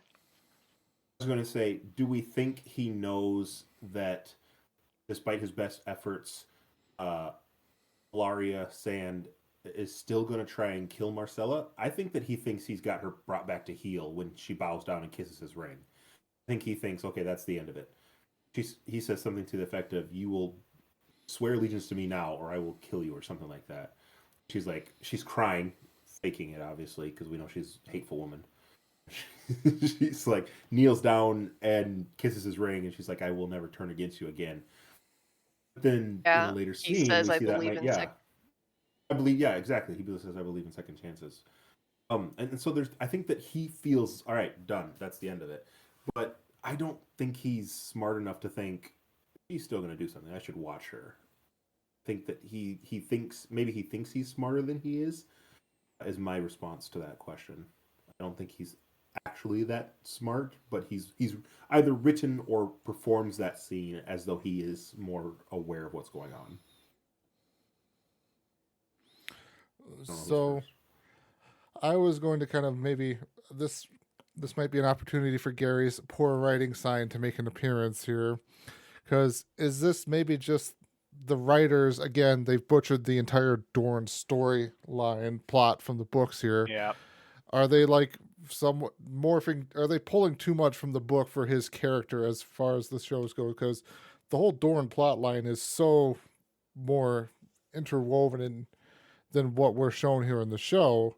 So like he's talking, so he might be trying to play up, nice on one side, but really he had this other plan going on in the background, which obviously there is no other plan in the background there. Sorry, not really a spoiler, but there's no other plan in the background for the show there. So it's showing him then in the show here as not really like he's more of a pacifist leader there. He's trying not to start anything. He doesn't want to bring the Dorne into the conflict that's still going on in Westeros there, because Dorne, throughout the history of Dorne, they've typically stayed out of most of the conflicts in Westeros, other than whenever they get invaded, and they usually push the invaders back most of the time. Amanda, you're muted. You're muted. You're muted. Amanda, since I Oh, said it you three guys times, couldn't you're still understand muted. me? Sorry. Stephen, you guys had the point. Brought up the point about how they borrow heavily from as a Muslim influence in terms of inspiration for Dorne. I just wish they hadn't combined it with that, and then also just destroyed the Dorne stories and subplots, reduce the entire country to a city. It just feels like a really bad metaphor for how a lot of Americans do view. Hold on. I would like out of all of it, they couldn't have done it to worst example for that. Yeah, I think they even do a very good job of characterizing the Khalasars as something more than just a stereotype.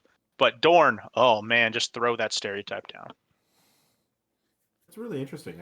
I never saw them as Middle Eastern. I guess I always pictured them as more of like a Hispanic, Spanish. They're to the south on the continent, so I guess I just kind of likened it to like a Mexico type thing. Not that they're Mexican, but like a Hispanic, romance kind of culture. It's just interesting. I guess I never really envisioned them much of that. I have to watch it more closely next time. My comment on some of that too, with very very spot on with shrinking everything down, either poorly written or just not. I haven't read the book, so either to catch the very nuances in all the different places that are in Dorne, but to simply label the place Dorne as one small city there. But I was going to highlight too that Dorne, the country, was one of the last was the last kingdom to be pulled into the Seven Kingdoms, and so there is definitely a separation in the eyes of Dorne. That Dorne is unbowed, unbent, unbroken. They're the ones who were the last to come into the fold. They still probably see themselves as separate, even though they're part of this country. I think again the slyness that we're kind of alluding to with Prince Duran is that he knows, and he makes that appeal to make a toast to King Tommen and says that we will do this and this, but we want some concessions as well. So he understands the benefit of being a pacifist leader, of trying to keep that peace, because he knows that six kingdoms against his is not an ideal situation to fight at. But there's still this sense that we're going to concede, but we're also wanting something back. So I think that there's a nuance there that I just wanted to highlight as well, that they're part of the Seven Kingdoms, they're probably the one that's the most ready to break away, in my opinion. I mean, Everywhere else in the Seven Kingdoms, they're all like stuck next to each other. Dorne's completely separated. I mean, maybe with the showrunners having the full idea of what's going on in the show, or the cliff notes from the outline from George, maybe the Dorne storyline goes nowhere, and this is just their way of breaking it to the rest of us, while still absolutely butchering the entire storyline to begin with. Fun fact: he's not even going to finish the books, so he can't. They can't butcher anything. Won't you say that? I will be so mad at him. He doesn't care. He'll I get. know. I don't know. I don't know why my anger doesn't move him. He'll but just hop in his DeLorean and just be like, "Peace." He's writing House of Dragon, 500 pages. Yeah. Which I will angrily be mad that he's not finishing the Song of Ice and Fire while I also watch House of the Dragon. So He's got other writing responsibilities he needs to take care of. He shouldn't. He shouldn't, God. but Got side projects. just Whenever to I stop get- us there from going too far down the hate on George R.R. Martin here, we should keep going in this episode here. He is kind of the whole reason why we're doing 24 podcasts. Yeah. So far. Most fans have a love-hate relationship with him. Amanda, did you have anything else? no. Okay. Was that everybody then for this episode? Okay. So we're going to move on then to episode 10, Mother's Mercy. Stannis arrives at Winterfell. That's Tyrion runs Marine as Dario and Jorah go after Daenerys. Jaime and Marcella leave Dorne. Jon sends Sam and Gilly to Old Town. Arya challenges the many-faced god. Cersei confesses her sins. So, Ugh. many moons ago on some of the earlier podcasts, I mentioned there was an episode where they were previously on threw a huge curveball at you here, and this is that episode here, because this episode opens with the previously on bringing up Uncle Benjen multiple times in the previously on, like Jon talking with Uncle Benjen, and then the whole riderless horse returning. This might play a small part in what's to come for Jon at the end of the episode, unless we wanted to jump right into that part there. But other than that, Tarantino this thing? what? Gonna Tarantino this thing? Yes, we're going to start at the end, go back to the beginning, touch a little bit on the How we got middle, there. go back to the beginning again. I guess speaking of Jon there, this kind of is a question I think we've talked about multiple times beforehand of like I think in this episode there's the scene of the wildlings walking through Castle Black through the wall basically to the other side, and everyone in the Night's Watch is pretty much upset by this. But it kind of goes back again to the thing of like, why has Jon not explained what happened at Hardhome there? It seems like Hardhome is not mentioned at all to anyone. Alistair Thorne is again his usual smug fucking self. Just punch him in the face. But it's just like they're all walking through here. He's like, he even says to Jon, it's like, you have a good heart and it's going to get us all killed or something like that. And it's just like, Yep. and I understand it's, it's Jon's word versus everybody else's opinion on, the wildlings, their view of him and his relationship with the wildlings and everything like that. But it's not just Jon that came back from Hardhome there.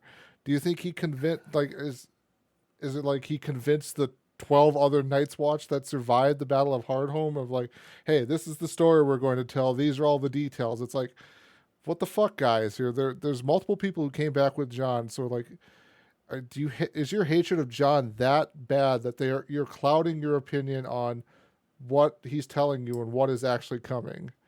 Nick. I don't think it's the hatred of Jon. It's the hatred of the wildlings. You can point Ollie, little boy, right? His Fuck parents Ollie. were brutal. His whole again. Well, you just proved my point right there with that sentence right there. No matter what Ollie could say or Sir Alistair Thorne could say to prove why they believe they could, you're gonna hate those two characters. But they don't ever do anything that's- though in the show. that's That's the the whole- thing. It's perception. Perception is reality. If Ollie has seen his family brutally murdered by wildlings, and Sir Alistair Thorne has been at Castle Black fighting wildlings as long as he can possibly remember, and then Jon Snow comes in and says, "Hey guys, wildlings are good now," and no matter what he tells you about what horrors he saw at Hardhome, you're gonna hate wildlings. That's the perception. I'm not defending them. Obviously, I have the omniscience of seeing this show, to know the truth. But I get that those are terrible characters, but I'm with them. I mean, no matter what John says, I see him bringing in the enemy to Castle Black. Truthfully, not just trying to be an antagonist to your points, but my response there is I think maybe he did say something, maybe he tried to, maybe John felt no matter what I say, it's going to fall on deaf ears. So as Lord Commander, I'm just going to do this because it's what needs to be done anyways. It would also kind of be with John's character, and he just went and did it. So whether people are on board or not, I don't think it's going to change how they feel about the wildlings. 2 cents. Gary. I was curious if maybe all the people that went with John would be in the camp of what they consider like John loyalists, like people who Probably are good friends with him, or somebody who, even though they don't understand, they understand that it's his call, and they're like they trust John enough to go along with it. So then when they come back, they're like, would these guys lie for John? And it's like, yeah, probably would. They'd probably fictionalize some giant battle that happened and they all survived. And then whoever didn't want to go along with the story, we murdered Tim, and then we let all the wildlings back. And Wow. Or Tim. Rest in peace. Rip Rest in Tim. power, Tim. Rest in power, I mean- Tim. Cognitive dissonance, right? No matter what truth you're hit with, if it goes against your moral beliefs, you're going to find some way to poke holes in it. Amanda. I agree, honestly, Nick. Like, especially with Ollie, he's a child. There's only so much you can do in that point. He watched his family get brutally murdered. He watched the other villagers get brutally murdered. He doesn't identify this is the person that did it. This is the person that bad and good or bad wildlings. And in his case, he watched Tormund do this, and Tormund is one of the people they're letting in. But I do have to, like, I understand. I feel bad for John. How do you decide who you're going to be able to convince? How do you know if you've convinced them, and how far do you take it? And like you said, he's Lord Commander. That at some point you just got to say we're doing this. But I do think that in terms of, at least in Sir Alistair, he knew Sir Alistair could have been dangerous. I would have taken him with me to Hardhome. Right. Well, I know he needed someone there to be able to rely on, but he knew Sir Alistair was if you need to convince him that there's a greater danger, you need to bring him to the White Walkers. But I mean, trust bringing Sir Alistair Thorne in a small party on a long boat voyage in the night, in the dark, in the middle of nowhere. But I mean, with taking Sir Alistair with, though, you could have an incident with the wildlings that ends in all of your deaths there too. So I mean, Good point. Oh, that'd be even worse, wouldn't it? Yeah, it could destroy the whole thing. Your biggest person that you hate comes with you, and he didn't make it back. I don't know. I might trust John even less if that happened. If I'm in one of the random Night's Watch brothers. And such a charismatic negotiator, don't you think he'd help during that situation? Oh yeah. So I mean, I will agree that John is damned if he does, damned if he doesn't. There in that situation here. And yes, I can also see the other side of from Ollie's perspective there, but my thing keeps going back to the Night's Watch encountered the White Walkers at the Fist of the First Men too. Granted, not all of those guys made it back too. Yeah, a handful of them did. But I mean, some of them stayed at Craster's Keep, which then they were eventually slaughtered anyways too by the Night's Watch that went out there. So it's there's been enough points that have happened here lately. It's okay, maybe there's something bigger going on, and I understand the hatred for the wildlings because they've been fighting them. That was even talked about at Hardhome. They've been fighting each other for generations upon generations. And maybe this is me being too naive and too forward thinking in the current times of at some point in time, can you at least set aside your hatred for this thing when you know there is a bigger threat out there to deal with? And then if you want to go back to killing each other after the threat is dealt with, go for it. Absolutely, yeah. Yeah. Steven. It kind of reminds me of there's a little parable from again history. I apologize, but medieval times where the peasants were starving, so this lord in France got a whole bunch of potatoes, but the peasants had never really had potatoes before, so they were afraid of them and wouldn't eat them. They would starve rather than eat them. So the only way to get the peasants to eat the potatoes was to put them under guard, in which case the peasants thought, oh, these actually must be valuable. So they stole them, quote unquote, stole them. They let them steal them so they'd eat. And it's kind of goes to that people are very, very mistrusting about any change in their viewpoints unless they see something that disproves it. And I maybe John should have used some trickery there. John is not an underhanded person, though, so that'd be very hard for him Right. to do. I Very would true. also say that bringing Sir Alistair Thorne out to was it Hardhome? Yeah, out to Hardhome, I think would have been a very poor decision because you don't bring someone who's going to undermine you in diplomatic conversations if you're going to do that. And also, how did they had no idea that the White Walkers would actually attack. There was no True. not True. even I wouldn't even say an assured chance of them seeing a White Walker at that point. So it's I think John was in a very, very, very tough spot. I think it might have someone else in his position might have succeeded in doing what he did, but John's not that person, and that's because John doesn't have that kind of the guile to get his people to trick his people to be on his side. Eloquently said. I was just gonna make a joke about medieval times. I think that's the restaurant where people joust. Gary. That's all I have. On to Nick. Oh my gosh. Why do we let you on here? I wholeheartedly agree with the potato parable, Stephen. I think that highlights again, like I said, perception is reality. Oh, these seem to be worth more, so now I'm going to view them differently. I think I agree. The more we talk about this, I think that would have been a terrible idea for John to bring Alistair Thorne with. Not knowing the White Walkers would have been there, but having him come with to see the desperation and his plight of trying to have the conversation with the leaders, I think is a horrible thing. I mean, all he does is he hates White Walkers. Of course, he's going to say something incendiary or something negative and just cause a gigantic fight, misunderstanding, and White probably Alistair Thorne to the Wildlings. Sorry, he brought them to Hardhome because that was why he went there, was to convince the leaders they need to come. And if Alistair Thorne had been there, all he would have done is just been antagonistic and said something, undermining or degrading, and it would have caused a fight. And they probably would have ended up with their heads on spikes before the White Walkers would have even shown up.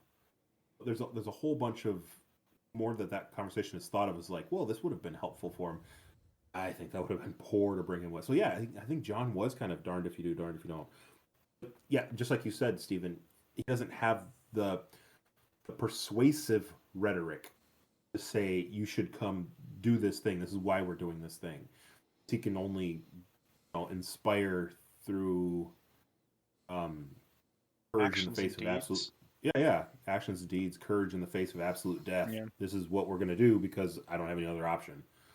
And for good or bad, he seems to always make it through unscathed. So, And real quick before he's dead inside.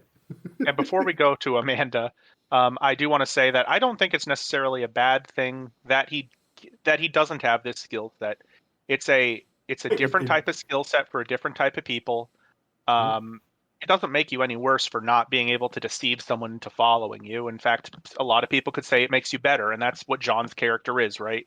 He's supposed to be this paragon of never lying to anyone, never doing anything underhanded, and it fits well for him. It just doesn't work for him. You guys, I'll have to agree with you guys. Like, I was so focused on like where it went wrong here that you worry. Yeah, John, you're right. This is a delicate diplomatic situation. It would not have worked to bring him there. So you're telling me in the end, though, if we're going back to our stats here, that John's charisma score is just not quite high enough? No, I don't. So I think that John has taken a vow of Truth. He cannot Right. lie. It made me think of Jorah telling Daenerys, you know, Rhaegar fought nobly, Rhaegar fought valiantly, and Rhaegar lost. Yeah. Right. Very true. Stephen, you did remind me when you said about them guarding the potatoes. I don't know if this is true, but I had read once that the invention of the shopping cart, most people before the shopping cart brought their own little baskets to shop with and take their stuff home in. This guy made shopping carts, and no one used them because they didn't know. So he paid a bunch of people to move them to like use them and just move them around the store that day, putting stuff in them, and so people saw people using the shopping carts. They're like, oh, cool, we can do this, and that's just that trickery. Mm-hmm. Gonna sell your idea. All right. One last comment on that note you just said, Amanda. Rhaegar fought bravely, Rhaegar fought valiantly, and Rhaegar still lost. Maybe that's foreshadowing for what happens later in this episode to the character we're talking about. Well, I mean, if we want to jump into that part, we definitely can. Otherwise, I was going to throw. I'm knocking over on the somebody door else. if we're not. Well, do you I'm want knocking to? on the door. Shall we? Sure. All right. Sure. So John dies. I'll get in a spoiler. Wow. Oh my okay. God. Okay. Just jump right into it. You gotta tease a little bit and get into the scene, right? Set Nope. up, A little establish it. No You can't just foreplay. dive right in, man. No foreplay. Wow. No All right. foreplay. Just here we So- go. Dive on in. So again, this goes back to the previously on part that I had mentioned here, of them talking about Benjen and everything, and then it sets up for somebody. I think it's Ollie comes in and tells John Benjen's Ollie. back. Again, it's Ollie. He's come back, and John walks out and walks up to a sign that it says traitor. Turns around and gets stabbed 4 times. It's Alistair Thorne. Alistair Thorne's the first one to get him, isn't it? Alistair Thorne's the first one to get it. Then it's like the first builder, Yara or something like that. Then some random dude with long hair, and then the Ollie. watch. Ollie is the 4th one, and they all just say "for the watch" as they stab him. Yes, Gary. What seem timepiece concerned. did he steal? 13. I counted the number of people in the scene. There are 13 traitors. Well, Oh, there's he's 13 people standing traitor. around, but there's 4 people who are actually the traitors. It stabbed him. Yes. Say 13 Is there a numerical value to Serpas. 4 stabs? Well, I thought Is there a numerical value to the 13 traitors? I'm curious if you 13. see the 13 again Malaria. later on, if they 13 form flames. their own government. 14 flames. 14. that may come up later on, Gary, or it may not. I don't know. So it is basically like, as we've talked about here, quoting the line from Jorah there, John fought bravely, John fought valiantly, but in the end, John still lost. Just like his father Ned did what he thought was right to a T and paid the price for it. So I guess, where do we go from this conversation? Like, is there any more real talking points for this? Or, I got one more. well, go for it. Do you think John saw this coming? Oh God, no. No. Oh God, no. I don't know. Not like I'm going to go outside and I'm going to get stabbed, but I think that he knew he had a huge target on his back. I think in this moment, no, he didn't see this coming. But as he stabbed, I wasn't counting like Gary was, sadist. I was noting John's facial expression. Each time he stabbed, it's kind of like a, oh my gosh, like the pain. It's not like a, oh my gosh, et tu brute. Another history reference, Gary. At the very end, when it's Ollie, that's the hurt, shot puppy face, where he realizes, oh man, this is kind of the final, final draw. Like, you too, Ollie? Like, really? You joined this? Because Ollie, everybody walks up for the watch, stab, for the watch, stab. Ollie walks up and doesn't immediately stab him. Like, for Ollie, that scene is, obviously not as physically painful, but it's painful for Ollie too because he idolized John. And it's that sort of never meet your heroes kind of thing that Ollie feels John let him down. And at first he's hesitant and he's sad and it looks like Ollie's going to cry. And then when he finally does stab him, you see that Ollie has this anger in his face and finally says, for the watch. Yeah, it's an interesting breakdown. So I was curious. Do you think John saw this coming, or especially at the end there when Ollie gets him? What do you think John's thinking about? Oh, I want to pose a question exactly opposite of how you posed it. Not did John see this coming, because I don't think anyone thinks that John saw this coming. But do you think that John thought all these people were on his side? Ooh, I I like that it's question even better. yeah, Yes. especially like Ollie, Master Builder Yara. I think that he might not have thought that they were going out to kill him, but I think he genuinely thought all these people were on his side, and maybe I'm wrong on that. I would say that John sees Alistair Thorne as a I don't know, a hand of the king, sort of. Like, I think he still sees him as an advisor, because he's running out of people he has left. He used to have Tully, Samuel, and he used to have Maester Aemon, and he had the big burly redheaded guy, Tormund. But I think he just sees all those other people as sort of counselors to him, and same with Ollie. Like, he understands that Ollie, but he also probably just assumes that Ollie only has hate in his heart. Like, he's trying to make Ollie a better person by fighting his demons, and that is that, that all the wildlings killed his family. Because John had to go through that. John had to decide the watch over going to fight in the War of the Five Kings. I don't know. What Tyler, what's your thought? So he obviously knew Alistair Thorne was not his number one fan. He knew no matter what he did, Alistair Thorne was probably not going to really agree with anything unless it was slaughter all the wildlings. I'm sure he was maybe he talked about, like, I think he talked with Sam there basically that a lot of the people hated him for what he did. That's kind of why he sent Sam and Gilly away, is to get them out of this situation. And I think maybe his mistake was the naivety of him thinking that I am still the Lord Commander. They still maybe respect the position. They might not completely respect me, but they respect the position of power that is the Lord Commander. Right. So there wouldn't be anything too serious that would come. He maybe was not expecting it to be taken to the nth degree of, no, I'm dead now. And, yes, there was a little bit of maybe hurt in his eyes from Ollie, because he felt like Ollie was kind of on his side, and then to realize Ollie wasn't, I mean, that would hurt. Maybe more so than the knife did for the fourth time in his chest. After the third time, you don't feel that knife stabbing you anymore. Exactly. The emotional hurt. You just feel the emotional hurt. Emotional hurt. Emotional damage. It's pretty cold up there. Maybe he was numb from it. There you go. A couple recordings ago, I had highlighted when Sam was talking to Ollie in an episode where John had already gone off to Hardhome, and Sam highlighted to Ollie, John's doing what he thinks is right. Sometimes we have to do something that we think is wrong because we know it's the right thing to do. And Yes.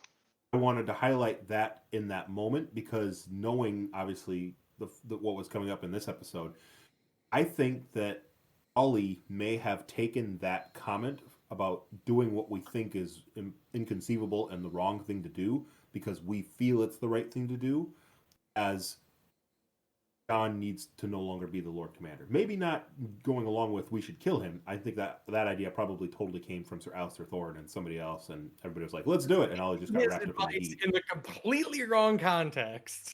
But yeah, I think that's maybe the takeaway from that Ollie got in that situation, rather than, maybe even if I don't understand where John is coming from, I should just go along with it because he knows better than I do.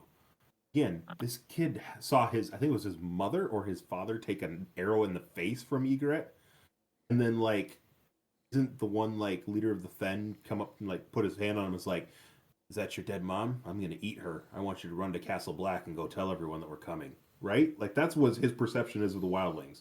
Let's not sugarcoat this about like, yeah, Ollie should know better. Now he's a brother of the Night's Watch. He'll feel better about the wildlings in the long run. That's his perception of who John is letting come through the gates. So I'm pretty sure that when I heard that scene again this time, and that little comment was highlighted about sometimes we need to do what we feel is the right thing to do in the long run, even though what we're doing may be foreseen as the wrong thing to do. He took that as we need to get rid of John. John is no longer capable of holding the leadership he has. And whether Ollie started that conversation or somebody else mentioned it, I think that's when Ollie decided he's going to get on board with going against John. I think that, and I actually believe I pointed this out a lot earlier as well, about how all of these Northmen basically have this turnaround at some point, and they get rehabilitated in our eyes, and we start liking them a lot more. And at the time, though, they are reaving, they are pillaging, they are raping, Right. and they are doing horrible, horrible things. And it is the only I agree with you entirely. The only reason why the viewer has that turnaround and thinks that John is right is because we have gone with John on his journey. When you're with Ollie, if you were to just watch this all from Ollie's perspective, you'd have a psychopath raving coming back, letting in the people who just slaughtered his parents, killed as many people in the north as he can, shot arrows at everyone for no reason. And it's hard for us as the viewer to understand that. And maybe the show could have done a better job somehow of getting that point across. But it's really difficult because you've seen the journey, and that's what they want you to do. They want you to experience the journey. So I don't know how you can fix that. Absolutely. Even like the way you just phrased that too, like if we saw this show through Ollie's eyes, John fights off the wildlings, like a boss, but then the next day he's like, all right, I'm going to go outside and treat with them. And he goes off to Mance Rayder's tent. We just see him walk off into the forest. We don't know what the heck's going on. And he comes back with an army. It's like, okay, what did they say? What did they talk? We don't know. And he goes to Hardhome. Comes back with half the men and a ton of wildlings. We don't know what. There's so much that's left. You see it from the point of the brothers of the Night's Watch's perspective, minus John, minus Tormund. You don't know what's going on. We trust John. Sam, who's friends with him, and we see those one-on-one conversations. We know he trusts John.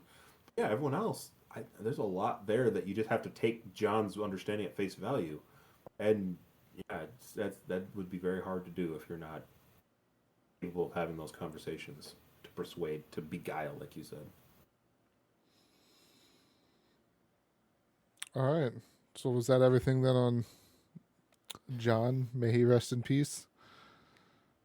I don't know how much you guys Yes. wrote for notes on John. I literally have 0 notes on John in this episode. The least interesting part about this episode. Gary made 5 character notes. Good. Period. Yeah.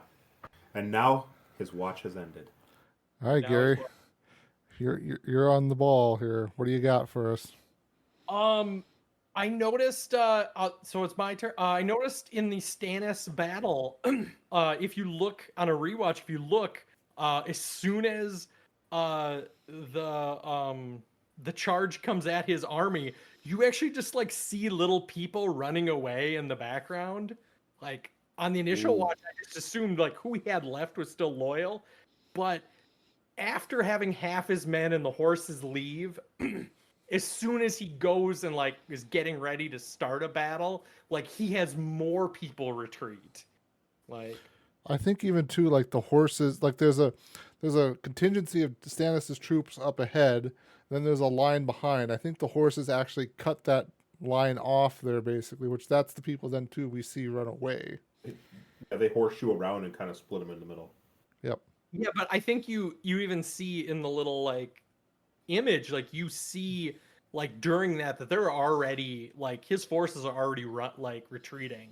Mhm. Like as soon as they saw that, they were gonna get ambushed, like they had already retreated.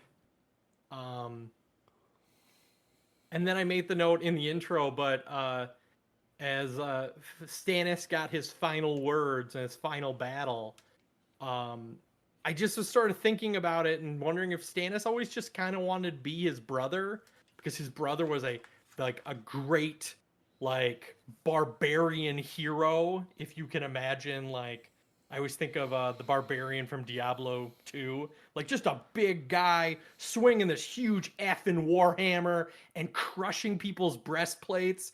And then you have Stannis, the middle child, like always trying to live to that glory. Like, That's a and good question. Does Stannis have middle child syndrome? Oof. I don't know. Yes. And obviously he's a Oh, fair totally. swordsman, but he's not this big hulking bear of a man who can crush someone with a warhammer. Like, anyway, that was just my final thoughts on Stannis Baratheon and the man he wanted to become. Interesting.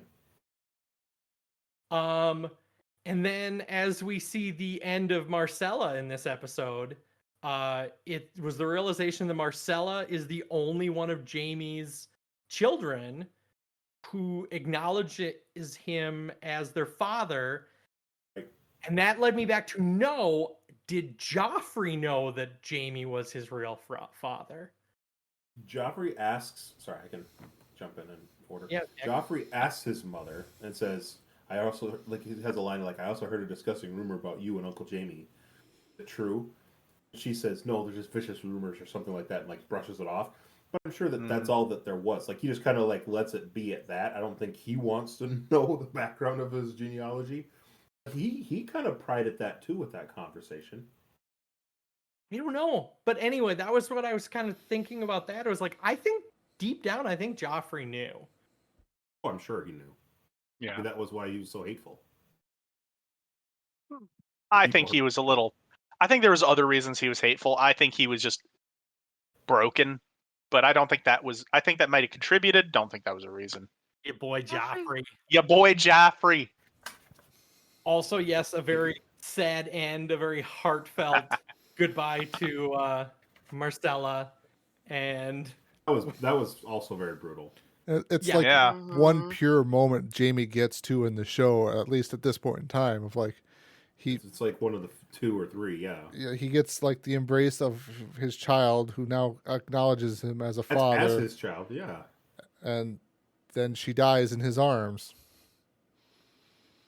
what is the old line? If you think this has a happy ending, You haven't been paying attention. Mm-hmm. Ugh.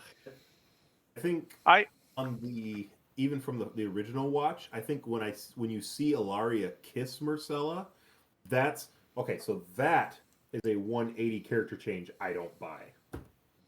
When Ilaria's like, "Goodbye, my child. I'm sorry for all the terrible things we did," or whatever, and she kisses her passionately on the lips, that threw the hairs on the back of my neck up a little bit when I watched it originally. That's something that I don't trust or seems weird out of nowhere.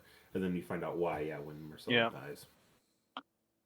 Well, I'll be honest. I don't entirely understand the reason for killing Marcella, other than just trying to piss Jaime off or piss them off. Like, what is the actual reasoning for that? Is there? I don't feel like there's any strategic anything for it. Got a reason.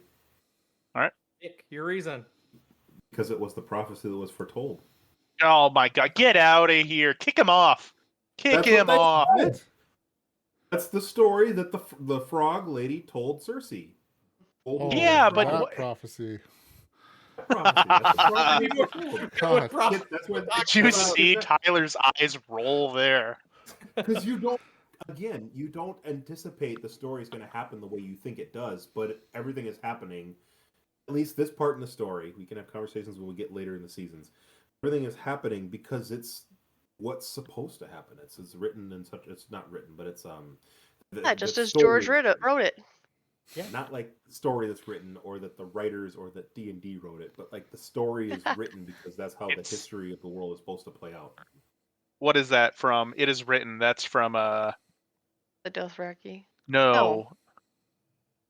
What is the movie? The movie about that kid in India. I'll come up with it later. Don't worry. Yeah. That's all. So I was gonna say, Alaria is just Fate's cruel puppet dishing out what the universe wanted to happen to Marcella. And I think if I remember correctly, We're this wrong. was another previously on part 2 where they made the callback to the poison there, which we talked about in the earlier episodes here. So like they're calling back the poison stuff, and then obviously you see the kiss from Alaria there, and you're like, okay, something's got to be going on with that there, and we find out, yeah, there was. Gary, I think it's just to get back at Cersei. Like it doesn't. She still holds spite that like she lost the love of her life in this trial by combat, even though it was him being really stupid and letting his guard down. She still holds it against the Lannisters that they just seem to slither away from all the danger, pun intended, because her children are called the Sand Snakes. But yeah, Steven, what are your thoughts on who she's trying to murdering Marcella? Who's to punish? I think you're right. I think maybe it is to punish Cersei, and it just wanton brutality. Again, I don't see any real reason for it. And here's maybe a point. It undermines her own ruler as well. So why would she be undermining her own ruler? I mean, what's the thought process there? And this is something just to think about in coming episodes. Why is she undermining her ruler so strongly right here if she, like what she appears to be, supports him so much? we'll have to Have no fear. put a Have no couple fear of in the pins in that Golden one Storm. there. Yes, put a couple Or- pins in that. Poor writing, and they just wanted to. Didn't need Marcella anymore in the story. You can't hand wave everything you don't understand away, Gary. You're just calling it poor writing. Thank you. I will be all aboard the poor writing train when we get there. You can't just label everything You as haven't poor gotten writing. there yet. That Oh, train. You think that you can't label everything poor writing? You haven't met Gary. I have to learn know what good writing is before I can label bad writing. Seasons 1 through Exactly. 4 were good writing. Anyway, who's got the next point? Did Or you my go through all your points, I believe? I still have another charge, and that was I tried to Google the internet for how many shames. How many shames did we get? Ironically, the internet failed me, so I had to time it. That's not ironic. That's not irony at all. How is that irony? Gary likes to use words incorrectly a lot. I believe in the internet, and the internet let me down. Anyway, He likes to just say things and hope they make coherent sense. time of shame from first shame to last shame is approximately 4 minutes. At a shame every 2 seconds, that's 120 shames in this episode. Shame at every. This is a new type of like speed. We need a shame every 3 seconds. That's gonna bring you to 500 shames. You want to buy this car right now? So many shames.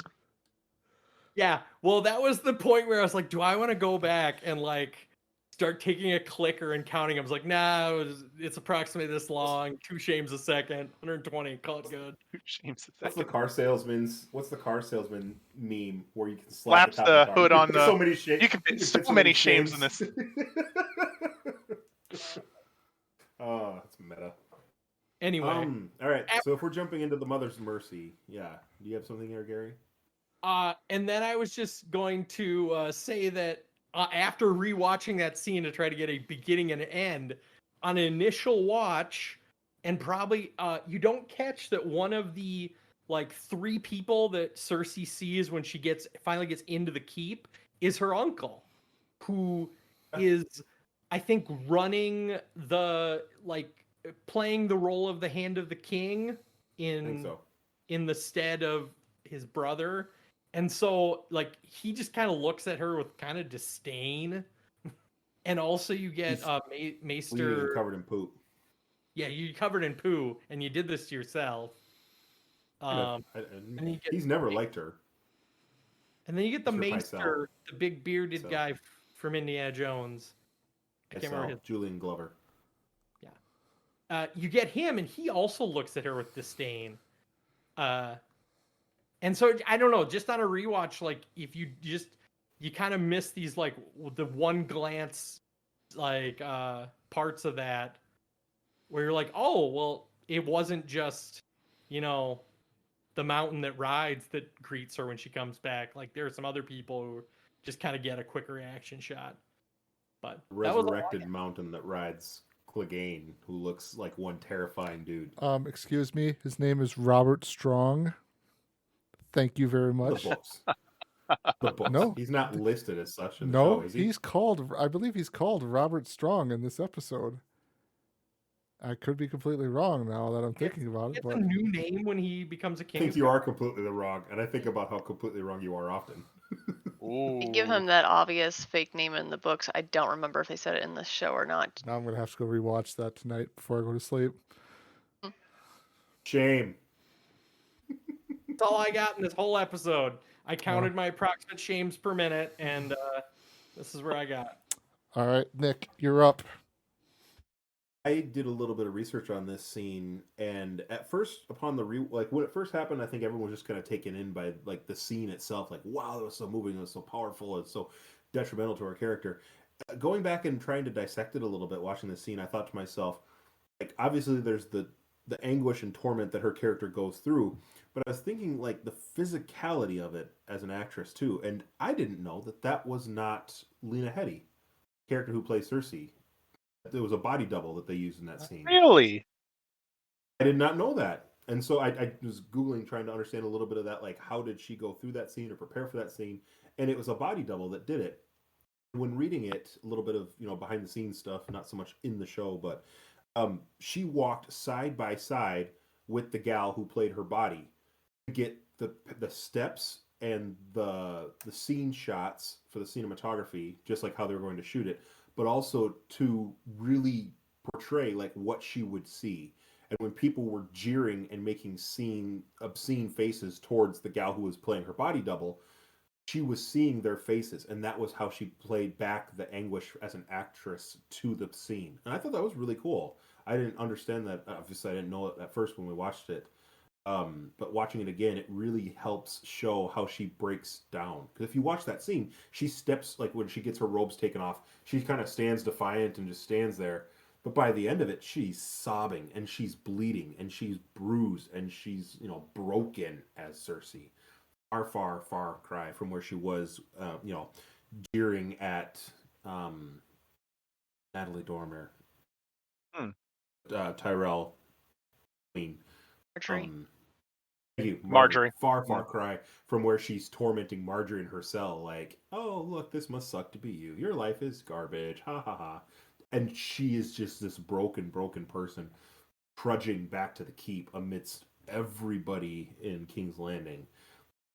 There's several people who jump out at her and make obscene gestures and make references to her nakedness and her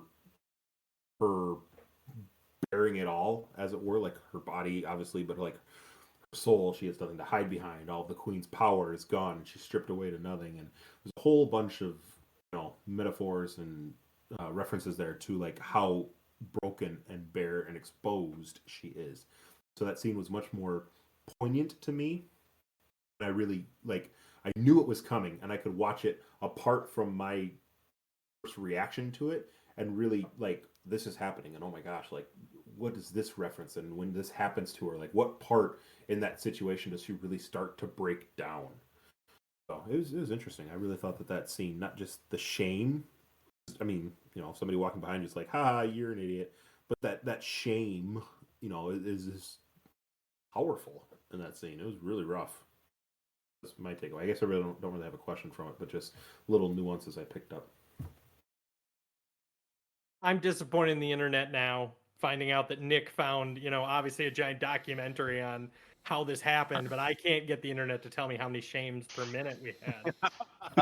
Anyway, Steven. Harry, you're clearly needing to go count it yourself and then Yeah, you educate could do the that. internet. Like taking your pulse. I need to have my own. I need to make my own blog that I can inform the internet about this. What's the phrase? You need Gary, you need better Boolean indicators or whatever the phrase is when you're doing your searches. There you go. And then Bullion? Boolean. I think you're making Boolean. BOOLIAN, not It's a bullion reference like the about gold. Yeah, it's a reference to a specific thing you need when you search. Anyway, That's a keyword. Steven, what do you got? And then we also at the very end, I am very struck. I will say I am very struck by the fact that that wasn't whatever her name is. It was a body double the entire way. That blows my mind. I just would never have guessed that. I don't look up this sort of stuff, so I would never have known either. But then when she does get to the end of this walk, she's introduced to a new member of the Kingsguard. Completely loyal, completely. I want to know it. There's a lot of weird stuff in this TV show. How Clyburn manages to resurrect someone basically from the dead with juices and fluids, I assume, of some kind.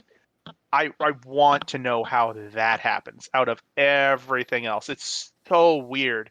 At least everything I can explain magic. I can go, I don't understand magic. It'll never happen. How does Clyburn have this like weird medical knowledge to do this? It's Frankenstein's monster. That's all it is. I don't know. Somebody who's read the book, have they gotten to explain this Frankenstein's monster guy? Well, cover their tracks, and the Qyburn covers its tracks, so I believe he stops the poison from going entirely completely far, but I mean it still wreaks a number on him. So he wasn't fully dead, but he's pretty messed up. He says something like at first where Cersei says, "Can you save him?" And Qyburn's like, "The process may change him." Yes, I remember that. He has an idea that this is going to really ruin whoever the Mountain used to be, if you can consider what he used to be as human even. But there's a couple scenes that reference that Qyburn. There's a couple scenes that reference over the course of what we've seen so far in this show that highlights Qyburn has some medical knowledge of either the occult or practices that other people would not see as legit.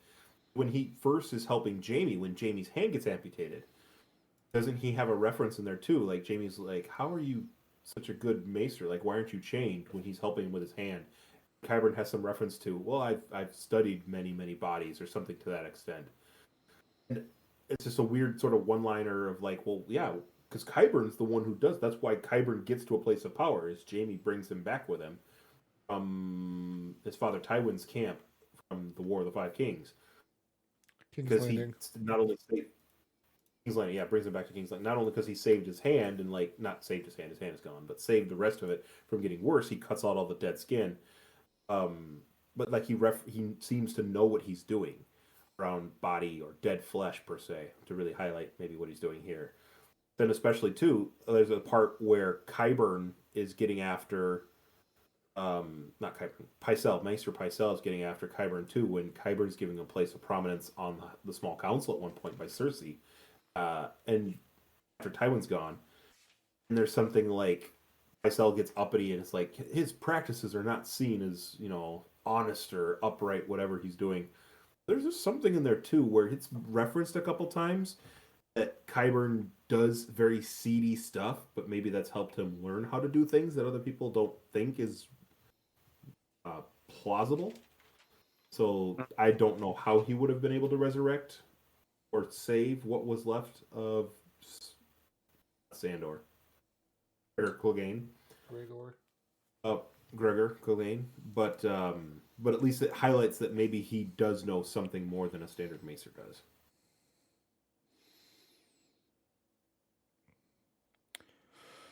All right, Steven, was that you asking the questions there?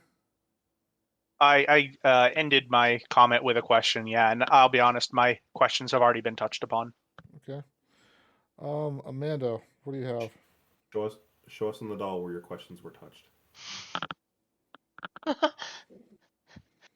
Most of my points you guys already covered too, but I got a couple small ones. I'm not sure how much I want to discuss this one, but Sansa and Theon Yeah. run away from escape Winterfell. And my question was gonna be like, why is this the final like pushing point for Theon? Up until now, every single time he has not helped Sansa. He has not done it. And you can argue that Miranda was pointing a bow at her, but Ramsay has not shied away from her. He has definitely hurt Sansa, like in the past. But Miranda and Ramsay are different people. And I don't mean that to sound glib. What I mean by that is I don't think if that was Ramsay holding the bow at her, I don't think it would have happened. But it was Miranda. It Yeah. wasn't Ramsay. And so there is that little bit of Theon left that he's able to kind of stand up to it. Yeah, but he knows agree. that Theon would, or not Theon. Theon knows that Ramsay would, like, he's scared of Ramsay. Ramsay's the one that's going to punish him. Absolutely. Ramsay's the one that's going to come after him. But this is I find it interesting that this is the point where Theon goes a complete 180 from, no, I can't help you. You need to make him happy. You just need to do what you're told to. Hey, I kill this person. We're escaping right now. We're leaving. I think a little bit of what Steven says, where he's not as scared. He's scared of the ramifications of if he hurts Miranda from Ramsay, but I don't think he's as scared of Miranda herself as he is of Ramsay. I also think that a little bit of the conversation that I'd made earlier about, like, you know, it can always be worse. You know, someone is hurting Sansa, but Sansa will live. Just because you don't care about somebody doesn't mean you don't want them dead. I think that Theon, in that moment realizes Miranda is contemplating killing Sansa. Like, she is very, very jealous of Sansa and Ramsay, or Ramsay being or of Sansa being Ramsay's current affection, quote unquote. I think that there's a lot there that John sees Miranda is contemplating, because she has some line too about, like, well, Ramsay doesn't need all of you, or doesn't need your pretty face, or something to that extent, as she like redraws her bow. Like, there's a point there where Miranda is contemplating seriously hurting Sansa, and I think that might be the tipping point that I saw. It's just that he realizes that yes, it's terrible, yes, it's bad. I don't think that there's enough of Theon in Reek at this point that he's formulated a plan that we're going to escape, and I'm going to do it here because we're near the ramparts and I can easily jump off and we'll escape and we'll get away. I think it's more in the heat of the moment. There's just enough left that he feels like, I don't want this girl to suffer anymore. Especially after the last time that this situation came up, where he had the chance to do the right thing with the candle, he turned on Sansa, and Sansa's friend got flayed, and Ramsay got even more upset at Sansa. And Sansa said, "You deserve what has happened to you, Theon. You're a terrible person, yada, yada, yada." So maybe that was the snapping point. And now that something else has happened, he feels, I need to do better, or I'm going to try to do better. Maybe. Agree? I was going to say, ultimately, I think someone else touched on it, that, like, ultimately, Miranda is not his master. Miranda is somebody else. So ultimately, he doesn't have the fear of Miranda, but he does have the fear of Ramsay, because Ramsay has cut off his dick, put screws into his fingers, like, just, like, tortured him mentally and physically. And Miranda's just kind of a mean lady. Like, Ramsay's just a whole different level. Like, and I just don't think he's as afraid of Miranda as he is of Ramsay. And ultimately, it led to him running away, so he doesn't have to deal with the repercussions, because he's a wuss. He's not his actions aren't really that valiant, because he still runs away from the fight. He could have done something much better in that moment. He could have, helped Sansa take over Winterfell in that moment. Like, all of Ramsay's forces are out trying to fight. Bar the gates! Kill all these motherfuckers! Stark's forever. Like, he ran away. Like, I award you no points. You pushed a 150-pound lady off a very high structure and murdered her. Congratulations. Did you just say There's a 150 solid- pound lady? Miranda probably weighs like 90. She's tiny little twig. Yeah. And speaking of twigs, there's a very solid like crack sound when her head hits the ground. That girl fell and landed. You say horribly. solid, I say satisfying. Stand corrected. There are some characters which are just barely introduced in this TV show that I find a satisfying way of watching them die, and this is one of them. As the mistress of the hero of the revolution, and how horrible person he is and how horrible person she is, my heart, thoughts and prayers to her. Thoughts and prayers. I'd like more of her backstory, because obviously something must have gone wrong in her life. Yeah, said she that met the she hero of the was- revolution. She's the and kennel fell in master's love with him. daughter, but where's the kennel master? Is the kennel Probably master dead. like an alien pain of puppies? Like, he just has to be a sick fucker. Anyway, Puppies. That's going down a rabbit hole. that's too much to unpack right there. Amanda, did you have anything else for us? And the other little point I just wanted to point out is that Sam tells John that he's going to go to Old Town and become a maester. Mhm. I wouldn't have thought much of the scene if I hadn't just reread the books, because in the books it's the other way around. John tells Sam he's sending him to become a maester, and Sam argues with him. Oh. Yeah, Sam doesn't want to go. He doesn't want to leave. He also knows that his father, like, he wanted to be a maester when he was younger, but his father was like, they are servants. They serve. You're Tarly. You can't do that, blah, blah, blah. So watching it again on this, I was like, oh, look, so Sam's come so far. He's deciding this. He's coming into his own, like, he's becoming more confident. So we'll see where that goes for the future. Absolutely. Isn't in that scene, isn't also where like Sam makes a reference to something about like, what about Gilly? And he's like, well, they could try to stop me, but they won't be able, whatever. And John kind of like looks at him with the side eye, like, you too. And it kind of comes out that like, Sam the Slayer strikes again. Hey. He's like, weren't you just like beat to a pulp? And I was like, well, with great difficulty or something like that. Good stuff. Is that it then, Amanda? Yes. Yeah. Nick, what do you got? Not much. We talked about a lot of it. Yeah, there's a lot. There's a lot that happens in this episode. Well, last episode too, but this episode, sometimes there's a lot of intrigue and build up, but there's a lot of inclusive things. This is the end of season 5, isn't it? Correct. So we've got multiple cliffhangers here, right? Do Sansa and Theon live? Because all we see them is jump off the rampart, and it's like 40-foot drop. That's all we see. Do Theon and Sansa live? We don't know. Jon is presumably dead, stabbed multiple times. Who's in charge of the Night's Watch? What's going on there? The wildlings all going to be slaughtered in their sleep because Jon's gone.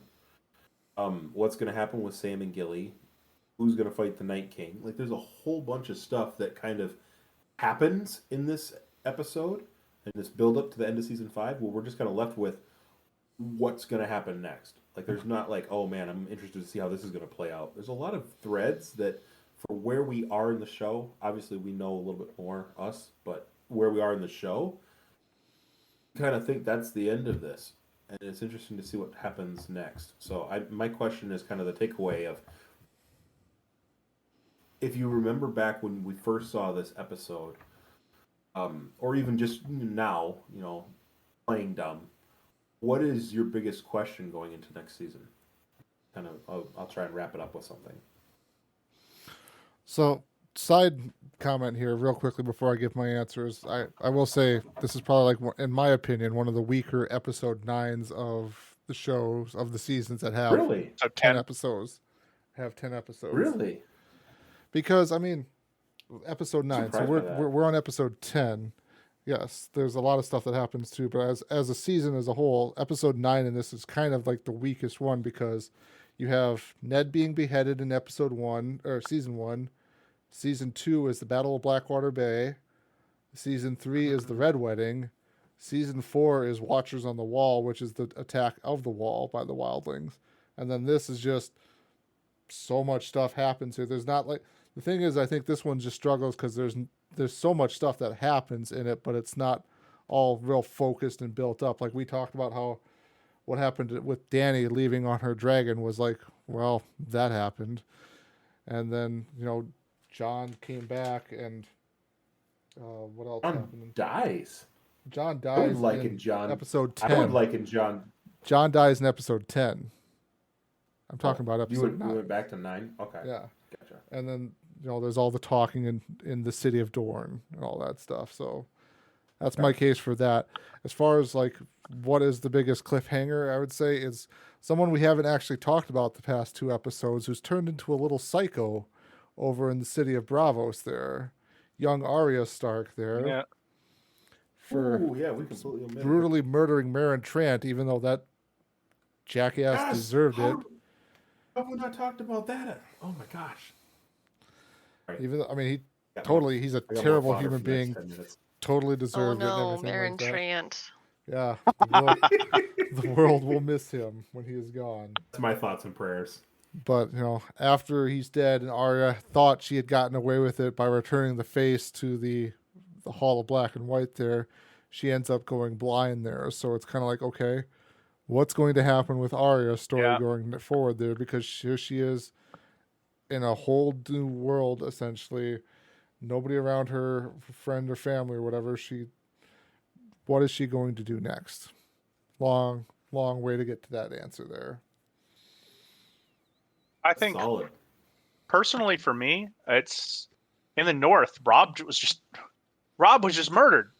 I want to know. Jon? Oh, sorry, John. One of those Starks was murdered, as they always do. But There's so many of them. You can't keep there's track so of who's many. murdered. The snow. Yeah, John has been murdered. So what in the world is they have wildlings there. There's some like minor coup happening. Like, what is gonna happen on the wall? Because that's where we know there is some ice people coming through. And that is, even though I find John's story boring, I very, very much on watching this go, what is going on here? Where is this going? So, again, you and I have different viewpoints on how we view John's story. I will say, like, if I were to recall myself back in time to when season 5 just finished there, I think I was heavily invested into reading anything and everything on Reddit or any site that talked about theories and stuff like that. And a lot of them were pointing to Jon is coming back. Like, Jon is going to be resurrected and everything like that. There's enough stuff that lined up that was pointing towards Jon was going to be resurrected. So I was like, okay, he's probably coming back. There's something bigger that's going, like, again, the bigger view that I was taking of the show at the time is the bigger threat is the White Walkers. Jon is the antagonist against the White Walkers there. So his story is not finished yet. I guess I don't remember that coming out. And again, I don't pay attention to the online stuff. I love don't reading read a bunch of theories and rumors and stuff like that were popping up on there. I don't think I ever got into the well, but also I don't understand how the internet works. So, well, I want to see, Amanda, Gary, what are your answers? What were you most like looking forward to finding out for the next season? What caught your attention? It would have 100% been if. Sorry, go ahead. What will happen to the hero of the revolution? That's my joke answer. Oh my God, your hero. The worst. Anyway, Amanda, you can go and I'll try to figure out a serious answer. I don't even know how to come back after that. No, mine, because of the very last part of this episode, which, with Jon dying, that was what was taking us all up. I was Considering how this show single-handedly changed me from being like, oh, our favorite characters can't die, it'll probably be fine, to being like, oh, everyone can die, everything you know and love can die, Right. to being like, this one seems too far for some reason. They're not really I don't know. I wanted to know whether or not he was coming back, and I was torn because the show has had no qualms killing people off, and yet somehow they hinted and set up this one to seem different. So that was what I was what I was watching for when I was waiting for the next season to come out originally. I'm gonna follow up with different how. What was set up about this one? I don't know, and it that you saw. They saw. might be that I wasn't really paying attention to the internet and to all the fan theories. I'd see some, but I purposely didn't read into them because one, I didn't want it ruined for me, and two, I considered them separate from the books, which is what I considered canon.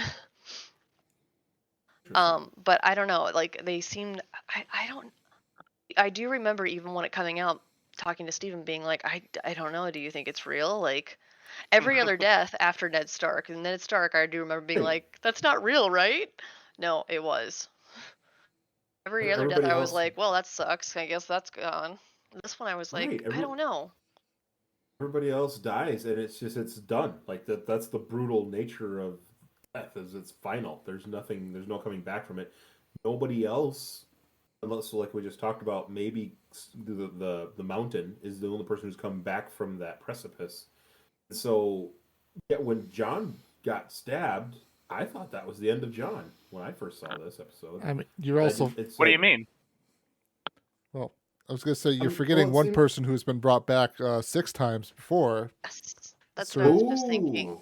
And maybe that's it. Like by this Cool. time, we did know it was possible, and then suddenly there were some things there, like Melisandre's there. Like there was some elements. I don't know if that was it, but I do remember distinctly being like, "Is this one real or not?" And yeah, everyone was debating that. Just seems like, yeah, is this one real? And you have to almost wait until next season to find out what becomes of his fate. You know, and it's just it was different. It to me in the sense that it was someone who seemed. I don't know. I'm of that same mentality where I always thought, you know, like, well, the main characters can't die, and then as people are whittled off throughout this show, you get closer and closer to this core of characters who we've seen Jon Snow since season 1. It kind of seems like, okay, well, maybe periphery characters can die, but they wouldn't kill Jon. Then he's dead. So it just kind of seems like, holy crap, he's got to be gone then, because you know everybody else has died. Maybe he's not the person we think he is or meant to be, and it's just, I guess I didn't see it as something different, and I didn't read into anything else because I wasn't really sure. I had a couple theories in my head, but I didn't really understand. I think I talked to Tyler a lot about it, but it was one of those it was one of those things that, yeah, that was my biggest takeaway too, was the John hanger of holy crap, what's going to happen now up at the wall. Gary, I jumped on you. I would say that maybe as everything kind of closed, like a lot of stories kind of closed, I think I would probably say that the most interesting thing is probably Daenerys' story. You know, Steven's favorite character, because the He wall. has a very interesting story. John was the hero. He saved the wildlings, and the world effed him over. Cersei had an evil plan, and she got it turned badly on her. Stannis thought he was gonna be the hero, and he died. Like, so many doors get kind of slammed shut at the end of this season. Yes. But Daenerys is sort of like, oh well, she's just going off with these crazy horsey people that maybe you had several. The Dothraki, these crazy horsey people.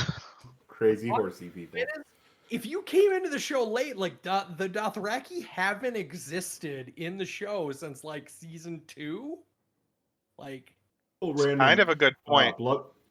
A couple of Blood Riders who have been seen like walking around with her every now and then, aren't there? Far and between, admittedly. But they're kind of like the I don't know. They're kind of like the Unsullied in they're just there to die at this point. They left the city of Kath. The city of Kath is the last time you see them. Calf. Left my khakis in calf. My khakis. Yeah. But anyway, I think that's just because it's exciting because it seems like her story is that everything's like she's still in the Game of Thrones, but like all of the pieces of her chess set are very spread apart. Like she's just seemingly lost the city that she was controlling. She like her biggest asset flew her hundreds of miles away from anyone she can trust. And now she's surrounded by Dothraki, who will probably slave her or murder her. So, how is she gonna get out of it? The people with the most drive have very little resources. The people with the most resources, she spread so thin she doesn't have them. Listen to Tony Robbins over here. Ugh. Anyway. Do you have anything else, Nick? I'm good. All right. Last closing point here is shout out to Andy the Extra showing up in a Winterfell hallway scene. And he was also with Stannis there at Stannis' last charge. So. Andy the X. I guess I take it that's another internet meme. We talked about this last time. We talked about this last time. Talked about it last time. There's a guy who's an extra in the show who shows up quite often there if you're looking just not like hard. You don't really have to look very hard for him a lot of times, but he's usually around in a lot of the scenes. Just blew your mind, didn't I, Gary? All right. Well, as we take this episode to a close, thank you everyone for listening. For next time, we will be jumping into season 6, episode 1, The Red Woman, and episode 2, Home. All right. Thanks for listening, everyone. Hope you have a good one. Bye. Bye. Yeah.